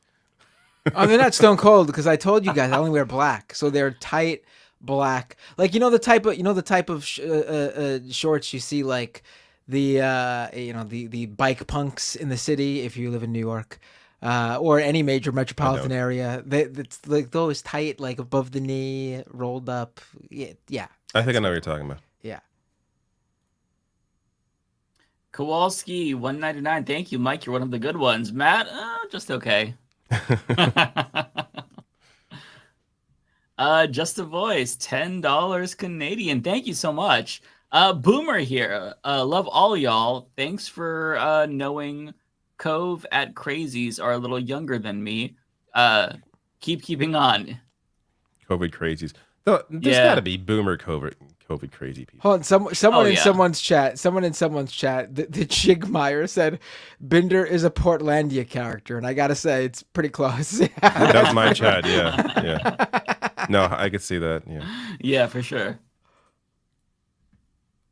Let's see. Jay Kishabiokum, sorry for butchering that. With $5. Thank you so much. We self-aware Gen Xers are okay. We are all broken in mind and or body, but those that know it and admit it are generally good folk. Yeah, listen, I'll be honest. I don't have that bad of an experience with Gen Xers. Maybe it's because I'm biased because like all of my siblings are Gen Xers, and for the most part, they're cool. They're okay, you know. So yeah, I don't know. Listen, let me. I'm the one who started this. Let me make it clear. I have no particular problem with the Gen Xers who are, in general. I'm just saying, as someone who covers conspiracy theories and the far right, there's been a very noticeable trend over these past couple of years, especially since the COVID pandemic began in 2020, that has radicalized a certain subsection of Gen X members. And it's very clearly Gen X. If you look at the Trump vote, you could in 2020, you can see that Gen X, a portion of Gen X, is radicalized and went right wing. Even more so than I think. Like the baby boomers even went in reverse a little bit. Obviously, the most of them still vote right wing, but they didn't vote historically as high as they used to for right wing, the right, because of Trump, whereas Gen X is trending more so to the right. Both boomers, Gen X, and Gen X still, I think, mostly Republican, but boomers tracking a little bit further away from it, whereas Gen X are trending towards it. Just wanted to make it clear where I'm getting my information from. Gen Xers love me. Sean, do they? I didn't piss anyone off today. Do you care when Hassan Piker? This is the same. Didn't you just send this earlier? Do you care when Hassan vehemently defends genocides like China's purge of Tibetan culture? No dedicated videos like you push back on Anna. Again, did any of you see this video? I didn't fucking see this video. I also don't know shit about China. Do I cover China on my channel? I barely cover foreign policy, so I'm not the person to be like bringing this to. That's the thing. And in terms of the stuff about like the trans stuff that was being talked about before, yeah, that's an ongoing discussion in our culture here. Like that, I talk about American culture, Canadian culture, like that's an ongoing issue here, and there are bills like happening now that have to do with trans issues. When it comes to China and Tibet, like it's not really a cultural thing in North America. Like it's not. Again, I haven't watched this video. Yeah, I think that it sounds like we have a Gen Xer here. They are. No, like for me, I don't have enough knowledge about China or Tibet, so I would not be the best person to push back, even if I disagreed with him. The reason why I addressed the Anna thing is because Anna is was a close friend to me, or a friend. However, you want to gauge that relationship. It's over now, I'm assuming. But like, I don't know Hassan like that, and also I'm part of the LGBTQ community, so I felt like compelled to speak out. It's not really the same thing, in my opinion. Anything, Binder?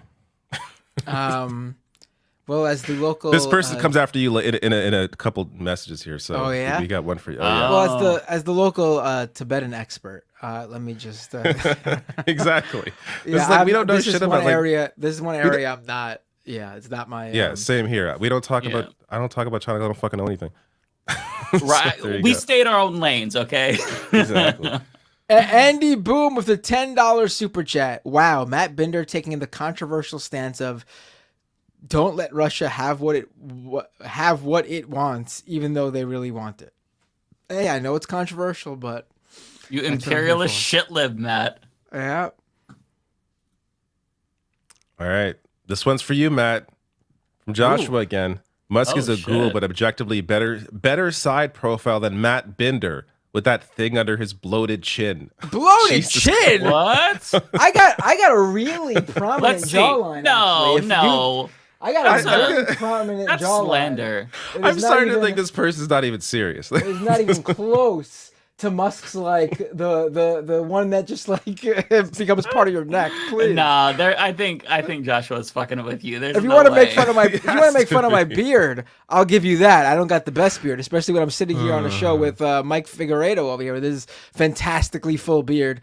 But my jawline, no way, buddy. This is how dare this you, is a Josh. perfect. You have a very jaw. I'm gonna shave my alpha. beard now, just so you can see. Just to prove That's it. an alpha jaw. The only reason I have a beard is because I look extremely babyface when I shave, like Lance. So I have facial hair for the past as Maybe soon once as I you can hit grow 40, facial hair. You'll want to look that. You'll want to look. Yeah, that so I'll good. shave when I'm feeling old. I'll shave it. Kowalski. I don't want to answer this. F. Mary. That's a bad Kill, one. Gaetz, McCarthy, Jim Jordan. Do I have to answer? Is suicide an option? No, I'm not. I can't. There's no answer here. I'm sorry. I can't. No. Yeah, this is terrible. No, I would do the K to myself. That's what I would do. So that's the only way out. Is this for, where am I? I lost my place. It is for me. Snack Panther, $5 super chat says, LMAO, Joshua Sean. I thought you was balling. 100 rupees is $1.20 US. Yeah, he was saying rupees. Yeah. You know what? The next Joshua Sean question I don't like, if it's only $1.20, I'm not going to answer it. Can't even buy a fucking samosa with that.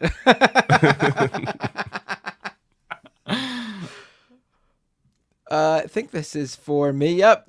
Narrator Elon Musk has been calling black employees slurs and busting unions at SpaceX and Tesla for over a decade now. Right, but he was doing it through the corporate way. So this culture that we live in and this horrible world we live in deems it okay to do that. You'll go through the legal process and a judge will throw maybe a couple $100,000, maybe a couple $1 million to the victims. But in the broader sense, the media and society as a whole looks at that differently than if Musk just outright starts talking about black crime and saying the N-word. That's just how it is. If you do something within the business world and it's just a part of doing business, then all is forgiven after you go through the courts and pay a fine or a fee. This one is for me. C. Bankheadowski, $1.99. Thank you. David, what about NDP Manitoba? I covered that this week. I got a whole video. I meant to bring it up, but I forgot. But in Manitoba, they elected the an NDP majority government, beating a conservative government that was in power for 7 years, and the party ran on improving healthcare, putting more into ER facilities, hiring more nurses, more affordable housing, as well as they elected the leader of the party is now going to be the first First Nations premier of Manitoba, which it falls under Indigenous. So great, wow, fantastic. Both from the symbol aspect of it, but also just the fact that it's the NDP and he's actually fighting for real shit. He's a former rapper as well, former journalist, and then he has a kind of a history where I forget what crimes he committed or whatever, but this is way back in his history. But he overcame all that and kind of turned his life around, and yeah, it's a great story for him, but also just a better story for Manitoba generally. So really good to see some progress there. And also in that race, the Conservatives, they ran an insane campaign. One of their campaign promises was that they would not investigate the 2 missing Indigenous women who are suspected to be in a landfill. One of their campaign promises: we are not going to spend money to investigate this. How crazy do you have to fucking be for that to be a campaign promise, that you're not going to investigate a serial killer's murder? But that was one of their promises. They also ran on a lot of the whole parental rights in schools, trans garbage that America gave us. Thank you. I shouldn't blame you. It's here too, but I gotta imagine there's definitely some influence there because we're seeing a lot more of that now. But but thankfully they overcame all that and won the race. So really good story. Nice. This is for me, I believe. Yep. A85 Ramos with a $10 super chat. Sorry for having missed a couple of shows live in a row. Unforgivable. Matt, here's a question. What do you think it's going to take for wrestlers to get a union? Is it even possible? I know why they have. I don't know why they. I guess you meant I don't know why they haven't so far. Well, there was an attempt back in the day. I believe it was the 80s, maybe early 90s. I'm trying to remember, but it was in that period of wrestling, the Hulkamania period. And Jesse the Body Ventura, who would go on to be the governor of Minnesota many years later, he was trying to get the wrestlers together to form a union. He was trying to unionize the WWE. And Hulk Hogan, Jesse approached Hulk Hogan because he was the big star, trying to get him to help get this going. And Hulk Hogan fucking ratted him out to Vince McMahon. And that was pretty much the end of that. I think Jesse was fired. Wow. Yeah, Hulk Hogan. Yeah. And that was pretty much the last time there was a serious attempt to get to unionize pro wrestlers. What I think it would take, and I don't know why SAG-AFTRA hasn't done this, but wrestlers should be part of SAG-AFTRA. A lot of the bigger stars are actually already part of SAG-AFTRA, from The Rock to John Cena to even Seth Rollins, because they all do TV shows or movies. So they actually are already part of a union. CM Punk, for example, he is part of SAG-AFTRA. He wore a SAG-AFTRA shirt when he was before he got fired from AEW, where he wore it on air. So a lot of wrestlers are part of SAG-AFTRA for the movie and TV shows they do, but not covered by the wrestling stuff. Wrestlers are on TV anywhere from 1 to 3 times a week. It is a live broadcast, but it's scripted. They are actors. They might be athletes as well, but so are like actors who do their own stunts. They should really be part of SAG-AFTRA. It's already a very strong union. They can easily mobilize using the infrastructure they have there. I'm sure a lot of wrestlers, especially the smaller wrestlers, would feel more comfortable, getting with SAG-AFTRA than they would trying to form their own union from the ground up. I don't know why SAG-AFTRA hasn't pursued this. There must be a couple hundred people who would join the union by doing this. They're between WWE, they got 3 weekly shows. AEW has 3 weekly shows. There are 3 other federations who have regular TV time. Impact, and then NWA, and I believe MLW still has TV time. There would be, between all those, a couple hundred wrestlers. I don't get why SAG-AFTRA has not gotten on board with this. It seems very simple for them to do, but I don't mean simple in terms of the fight. I mean simple in terms of like the most obvious thing is for wrestlers to join SAG-AFTRA, not for them to form their own union, because I don't see any current route for that.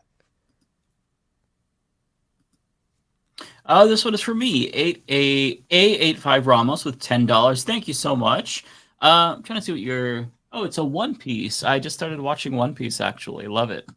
I like hearing you guys while I play some games. You guys let me have a chill time as I relax from another day from work. What are you guys playing? Any new music you guys are hearing? Movies? I'm still playing Lies of P. I beat it, but I'm on New Game Plus. Still enjoying that. But I might start Sea of Stars before Spider-Man comes out. Sea of Stars is fantastic. Yeah, I hear it's really good. So I'll probably check that out next. In terms of music, I'm kind of in a music like hole where I don't have anything. Like the new Doja Cat album was not good. The new Lonnie album was not good. I don't know. I'm not feeling anything. Same with movies too. I watched like a scary movie because it's Halloween. Last week it was called Cobweb. It had like Homelander and the girl from Mean Girls. I don't remember her name. Oh my God, it was like the worst movie I've ever seen. So Really? Video games is my only entertainment now. I'm kind of with you. Like, yeah. So I'm playing a lot of Cyberpunk after the new patch and the DLC. I am shocked how good that game is now. When I first bought it, when it was on sale, I got like 6 hours in. It just didn't grab me. And I'm like, after the patch came out, like I'll check it out. And to me, it feels like it fills the void that Grand Theft Auto left by not having a new one for like 10 years. So it's just such a, and it has like really, I don't know, the storytelling is really well done, especially after playing a bit of Starfield and then going to Cyberpunk. Cyberpunk, even though it's 3 years older, feels like a much newer game than Starfield does. It's just, if you haven't played Cyberpunk yet and you're into like open world game, like RPGs, just check it out. It's really good. In terms of music, I feel like I'm at that age now where I'm playing like nostalgia. I'm just like, oh, I remember this song from 2012, or I remember this song when I was, in high school. Like this, I don't know. Like I'll check out new shit when new shit hit. Like sometimes I'll hear something new and it's like, this is really different, and I haven't heard anything. Like 100 Gex. I'm like, when I haven't heard anything like this is bizarre, but I like it. But that shit's rare. Like I rarely find a new band or new music where I'm like super into it. 100 Gex is good. I like 100 Gex, yeah. And I will say, I don't think I'll get you guys in this one, but a new Drake album drops tonight, so I'll be checking that out. Pass. I'm curious to see his I last used to love Drake. His last 5 have sucked, so yeah, I'm over it. I haven't really liked Drake since like the 3rd album, or since the mixtape. If you're reading this, it's too late, which was like 2013, 2014. So I hope this new one's good. Drake is the Sonic the Hedgehog of rappers, where there's a new album coming, everybody gets hyped up, this one's gonna be different, and then it releases and it's trash. That's a good comparison, because like the first 2 albums were great. Like then again, I never really liked Sonic that much, but but Sonic Frontiers, I love Sonic Frontiers. I platinum Sonic Frontiers. I hated it. Oh my god. That's crazy. I platinumed that game. It was the perfect podcast game. I played while putting a podcast on and just go around like collecting shit. Fantastic. So I'm excited where Sonic is going now, but I was never really a fan. I didn't get very far because I was like trying to fight some boss, and every time I'd run up like the leg to go and attack the big boss, the camera would twist around. I'm like, what the fuck? Okay, I'm just done. I can't take this shit. There were some stupid moments like that in the boss, but if you get over that stuff, I like all the exploration stuff. But Bender, any new games or music or movies? Fortnite. Well, I know games, but music. I know you're into music.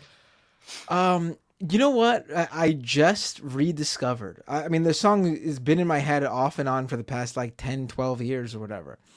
But I just, for some reason, this past 24 hours, I've been on a real kick listening to that song over and over again. Trampled by Turtles, name of the band. Wait So Long. The song was like, it got really big out of the blue. They're like a bluegrass band. But this song is like really amazing, and it's really like fast and has like folk punk feel to it.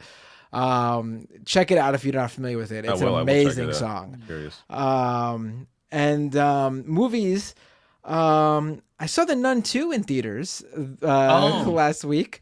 It was the first time we saw a movie in a movie theater, as me and my wife, in a very long time. That was just for us and not for the kids too. That was good. And tomorrow, it was good. Yeah, it was very good. I enjoyed it. We We also saw it in 4DX. What does that mean? Which is not 3D with glasses, but the chairs move to the movie. It's like you're sitting and they physically move you, matching the movements of the camera. Oh yeah, I've heard of this. I've never actually sat in it. And like there's like they do like wind stuff like in front of you, and like if there's like a scene where water splashes, they splash water at you. And the new Exorcist movie comes out tomorrow, and we're gonna probably go catch that.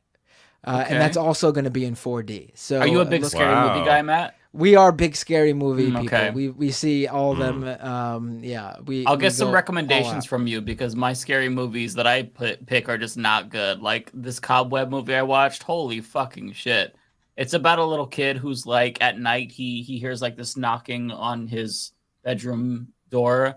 I'm like, okay, I watched a little bit from the trailer. I thought it looked good. Wait, what movie is this again? It's called Cobweb. It has Homelander in it. And he's just as big as of a prick. He's a good actor. Like that guy's a pretty good actor. I forget his name. I will say I saw so much talk about that indie horror movie, Skinamarink. Have you heard of this? It's on streaming now. I heard so many great things about it. What's it called again? Skinamarink. Skinamarink. Yeah. Skinamarink. Yeah, like that. Yeah. And I heard so many good things about it, and I couldn't wait to see this movie. I've heard about it for like the past year. The guy who made it literally like funded it with like I think something like $7,000 or something like that. It's the entire budget of the movie. It was this big indie horror hit. People were comparing it to the Blair Witch Project and things like that. I love those type of movies, found footage camera movies. Really excited to see it. Total disappointment. Really, I did not enjoy it at all. It was not good. I give credit for trying something new and different. To me, it just didn't translate. I don't get where the hype is coming from for this movie. It did not deliver for me. Oh, I should ask you. As Tunbosin points out, there's a new Castlevania anime. But on top of that, there's the new Mike Flanagan show coming out on October 12th on Netflix. It's the House of Usher or some shit. He's the guy that did the Haunting of Hill House. He also did another haunting show. He did Midnight something. But Mike Flanagan, he has a show on Netflix every single year, and every year it's a banger. It's very good. Although last year was trash. It was Midnight Club. That show was bad. But the one before that was like about. Well, I don't want to say anything about it. Just look up Mike Flanagan shows, and he has a new one. And IGN gave that new season a 10 out of 10. So it's. If you like horror, I'd check Bly Manor. That's right. Somebody put, Haunting of Bly Manor, also very, very good. I'm not into horror at all. Like I just don't like it. It sticks with me. I think about it. I can't sleep at night. Like I don't like it. I love horror. I have like enough anxiety in normal life. I don't need to like induce more. No, I'm a big I'm a big horror guy. Also, I like big fan of heist movies. Heist movies are always I hate heist movies. Heist movies are fun. They're always fun. 85 Ramos again, $10 super chat. Thank you. Says Mike, please give this to Matt. Seems like he is needing it. LOL, joking. Seriously. Seriously, y'all have a safe, productive, and fun weekend. Thank you, Ramos. Much appreciated.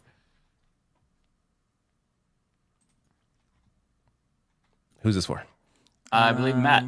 Wait, I'm looking. No, it's not for me. Oh, this is for me. I'm sorry. I missed it. Okay, so from Supercalifragilisticexpialidocious, $10. Thank you so much, Supercalifragilisticexpialidocious. Really appreciate that. Jenk claimed leftists called him a Nazi and die on the hill for trans athletes. Someone needs to push him to give more evidence than some rando on Twitter. Yeah, when I was listening to it, it seems like he was implying that Lance and like us, like he didn't mention Leftist Mafia, but he was clearly referencing us because he said Lance and those other something. I don't know who's calling him a Nazi. Who's calling him a Nazi? I don't think he's a Nazi. He's repeated this several times. I have not seen this clip of someone calling. Here, how about this? If someone has, I disagree with them. I don't think Jenk unequivocally condemn the person calling him a Nazi. He is obviously not a Nazi. I don't think Jenk is a Nazi. Obviously. Yeah. So I don't know where he got that from. That's weird. Yeah, I don't think Lance called him that too. I think he got good pushback from Hassan on the stuff Hassan. Like I don't think Hassan knew the Nazi thing, but he got pushback otherwise. Mm-hmm. Is this for me? I think it is. Must yes, be. It is. Eon Blue with a super chat. Hey, Matt, any chances of getting Sam Cedar as a guest? One of the Leftist Mafia streams, or even Pacman or Kulinski? Kulinski, probably. Sam Cedar, definitely. Would just have to probably work. He would definitely come on. Just have to work out That'd be awesome. him coming on at night and his kids. Mm-hmm. Pacman, I feel like that's the one that probably would not happen. Bender not wants saying to I don't fight want him, it to happen. So... No, I'd be happy. Bender wants to fight Pacman. This comes up every time. I would love to have Pacman on this show. I would love to talk show. to David Pacman. Bender, first of all, I don't think he'd want to do this show because I think we are small bore. He would. No, I don't think he would want to, but I would be fine with talking to him. I like Pacman. I got no issue. Yeah, I think he would do the show. I think he would. I think you're wrong. All right, well, he talks to a lot of folks. I would love to talk with Pacman. I got no problem with Pacman. He's got a problem with me. I don't got a problem with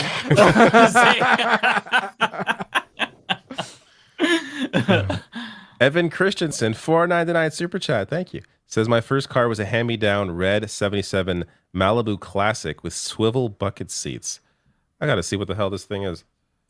A 77 Malibu Classic bucket seats. Isn't that like a van thing. Is this a Malibu's not a van? Let me see if I can find this. Oh man, it's one of those. Oh yeah. Okay. What's a bucket seat? It's like, well, here I'll show you. Swivel bucket seats. Bucket seat is so. I think They back in the they day. removed the seat and put a bucket. I think back. Why can't I find the picture now? I think back in the day, it was rarer for vehicles to have. Okay, for some reason I can't. Oh, you could. scroll to the I'm side. looking at pictures. You could turn the chair out like towards the door, so you could like sit down and leave the door open and like face outwards. Okay. Yeah. If Interesting. Let me bring this up. So these are. That's nice. I think back in the day, it was more common to have like a bench here, as opposed No, to like. no, you're missing a word. You got to put swivel before bucket. You'll see the pictures I saw. Hold up.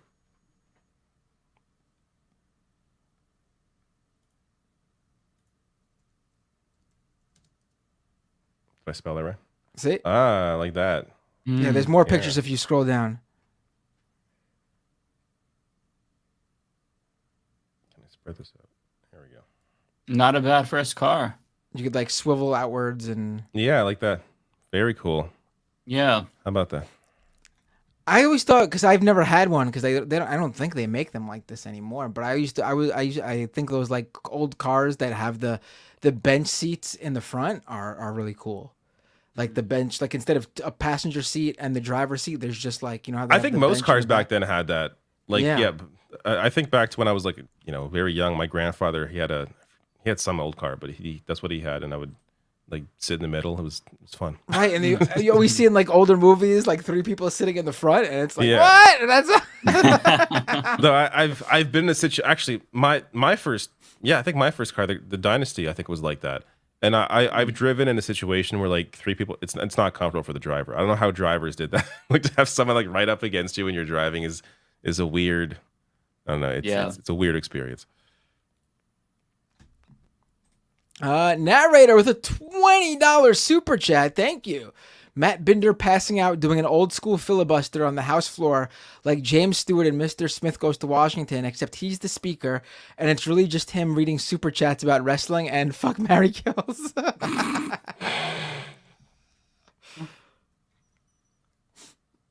would That's be my place. That'd be something. Troy Clark, thank you for becoming a member.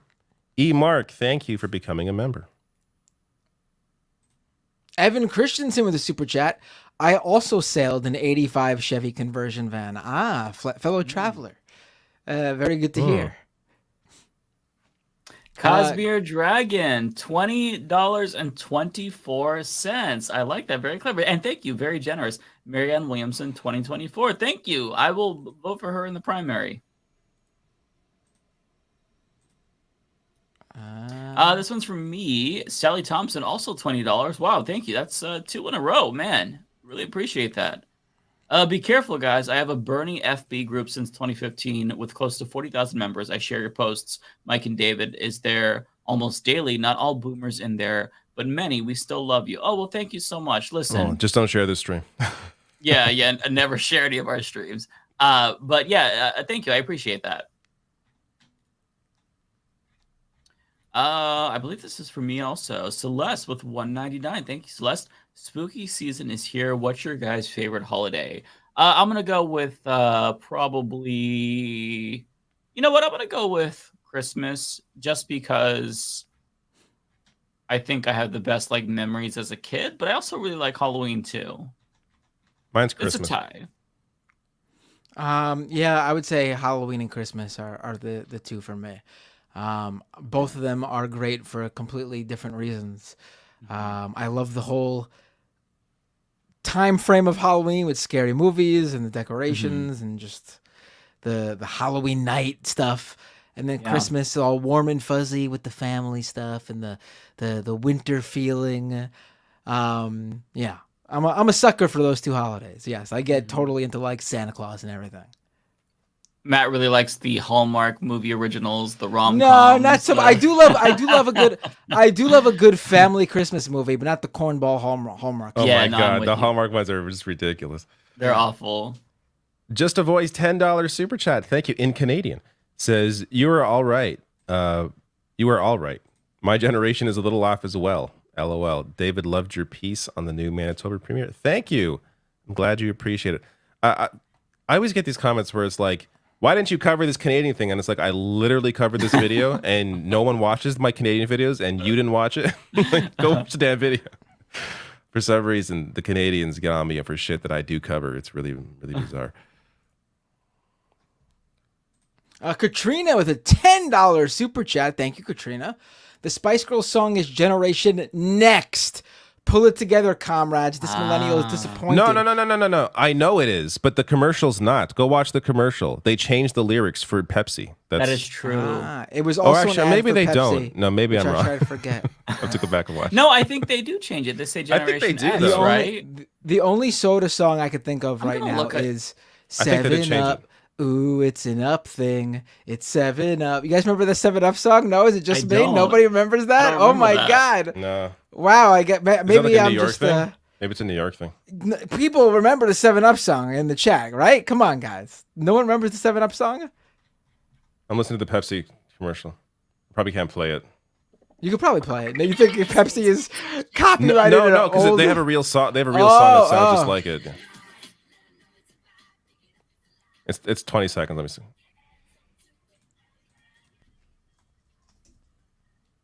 Oh, they do say next. No, I was wrong.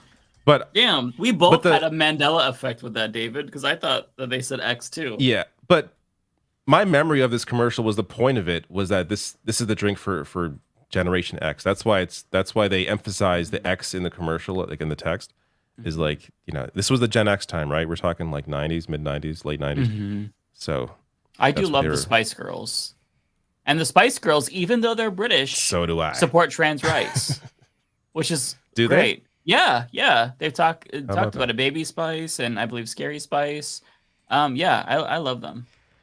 Play this song right now. No, people are gonna believe me. There's no way this is gonna be copyright strike. So play it. What 7 Up song? Yes.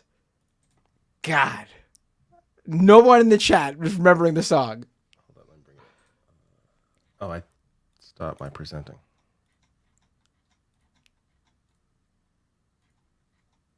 One person. All right. 2 people remember it.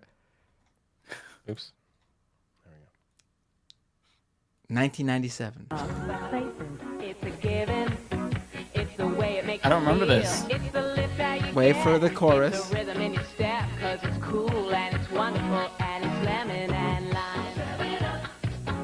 Okay, I remember this. All right. I don't. You got the little ska rhythm in the background. This song is so bad. I think it's great.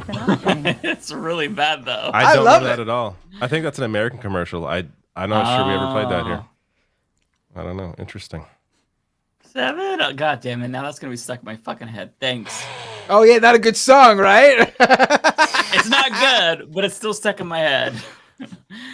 Charlie Jinmir, $2. Thank you. Pictured on screen, the 3 genders of beard. Yeah, indeed. The beardy bros. That's right.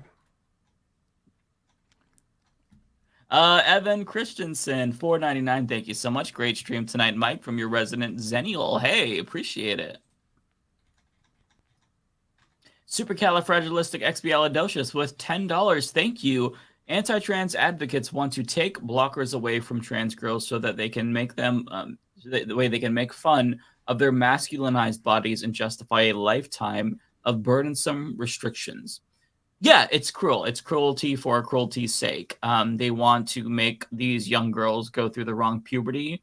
And then that way, as you said, like they want to say, oh, see, these masculine people think that they could be women. This is disgusting. Like it's gross. But yeah, this is something that needs to be addressed nationally, I think, because more and more states are banning puberty blockers and gender affirming care.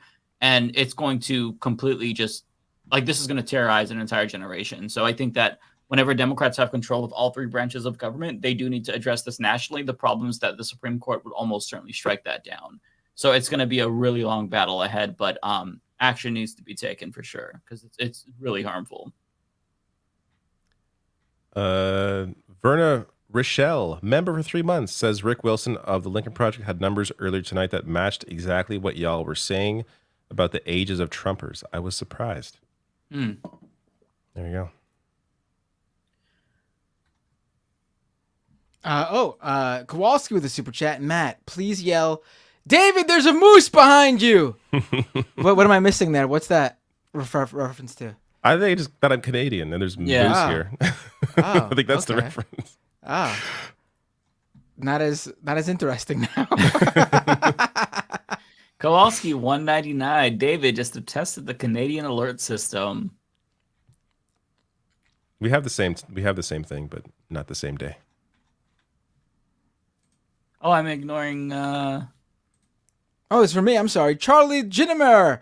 I drive the 79 Cobra I learned to drive in. Ooh, what's the 79 Cobra? That sounds like a nice car. Yeah, but it is a nice car. Mustang? Yeah, isn't that a Mustang? Yeah. With the big old That's the a big beautiful old car. long Jesus. front, like the big long hood. Oh my God. It's a beauty. Yeah, it's a nice car. Tayray88 says, any chance of getting Lee Camp to join the show? No. I don't think that's going to happen. So, I'm not That's a really nice sure. car, though. Not really sure what's going on with all that. He used to be good, and then I don't know what during the happened. Occupy years, he became one of the. I mean, listen, I have no problem with him. Anything specific, I think. Of all the RT shows, he was still doing the leftist thing without veering it too far off into that world. But then when RT America got booted off of YouTube, I feel like he went down a further door-esque path. Yeah. I'm going to do my last. I have one last one, so I'm just going to do it now. I gotta Yeah, go. and I'm done after. Shy Guy. Thank you for the super chat. Says, hey, Detective Pikachu just dropped. LOL. Oh, I just want to say, I would talk to him. I don't know about on this show. I would talk to anyone. So I'm not anti-talking to anybody. I would be happy to talk with Lee Camp on whatever people want to hear us talk about. All right, I'm going to go. Yes, Detective same. Pikachu. I'm not too sure about Detective I'm Pikachu. going to but, skip that one. IGN gave it a 6, so that means it's actually There a you go. 4. Oh, it's a video game? Yeah. Yeah, it is. I know there's a movie. I think The movie was it good. was a movie as well. The Yeah. movie was great, yeah. And let me get y'all back to where you were, and I'm going to peace out. Yeah, I have Here read you through all are. mine as well, so I will leave. Have you? as They're all well. benders? Wow. Yeah, they're all benders Really? now. Yeah. All right. Well, bye, guys. Good I'll take over night. from here. Take care, man. All See you right. Have a next great week. week. See you guys soon. You too. All right. For Resto, something you guys said reminded me someone needs to create a Schoolhouse Rock, but for socialism YouTube channel. That would be good. Yeah. I like that idea. It would be a lot of work, though. Making songs, writing music, and then also writing music specifically for a visual production. Like, I'm not talking about a music video. I mean, like, writing song for a visual. Like a TV show or something. That's a whole nother beast. 0PE. What about Francesca Fiorentini as a guest? I would love to have Francesca on. That's a great idea. That's someone for the list for sure. Jay Cass with a super chat. Did you have spare candy in your conversion van? No, I didn't. I mean, I myself was a kid at the time. I got that car when I was 17. It was my first car.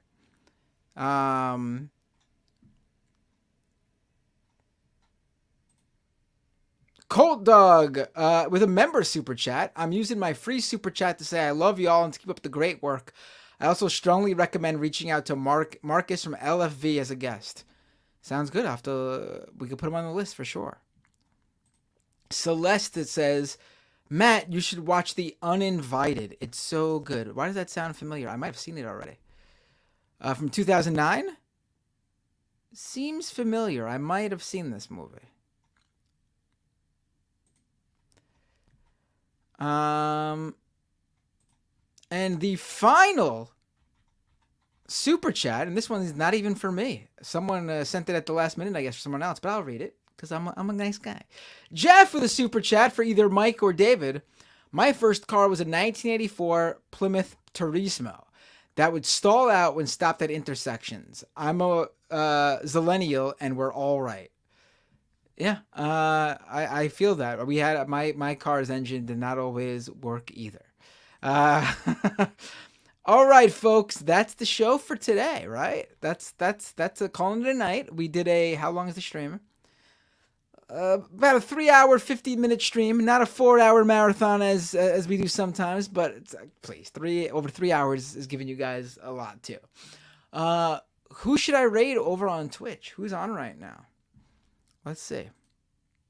Oh wait, hold on. While I'm here, I might as well shout out some Twitch people who just joined me. Spiro the Fishy resubscribed with Prime. Thank you so much. Subscribed for 2 months. Nice. Mouselander rated my channel before. Thank you so much, Mouselander. Nabil225 gifted a 1-month tier 1 sub to Venus Bloodflow. Awesome, thank you. Valinova cheered 500 bits. Did you see Jesse Singal is going to be at the same transgender conference as James Lindsay? Singal's panel is called The Left-Wing Media's Love Affair with Trans. Jesus Christ. Irishmang resubscribed for 1 month to tier 1. Subscriber for 3 months. Thank you so much, Irishmang. I really appreciate it. All right, folks. That is the program. Let's rate. Who's on to raid? Let's see. Who am I going to raid? Who's on right now? I will raid USA Hole. That's someone who's not always on when I'm on. So let's raid USA Hole. And, all right. As always, folks, youtube.com/MattBinder. Don't forget to subscribe to the YouTube channel if you're not already. It takes 5 seconds. Just go, not even 5 seconds, 2 seconds. youtube.com/MattBinder. And if you are subscribed there, go on over to the Twitch channel at twitch.tv/MattBinder and follow me there. That's free and that takes 2 seconds too. Also, if you are an Amazon Prime subscriber and haven't yet used your free Twitch Prime subscription that you get every month, so don't forget to give it out. You have to do it manually every month. Twitch Prime subscriptions that come free with Amazon Prime don't auto-renew. You have to give it to someone every month. Otherwise, Amazon will keep your money. Give it to me if you haven't given it to anyone yet this month. And if you don't want to give it to me, just give it to someone. Don't let it go to waste. Don't let Bezos keep more of your money than you're already giving them. And if you feel so inclined, patreon.com/MattBinder to support with a monthly subscription if you'd like. All right, folks, I'm going to raid USA Hole right now. And I will see you all next time on Leftist Mafia.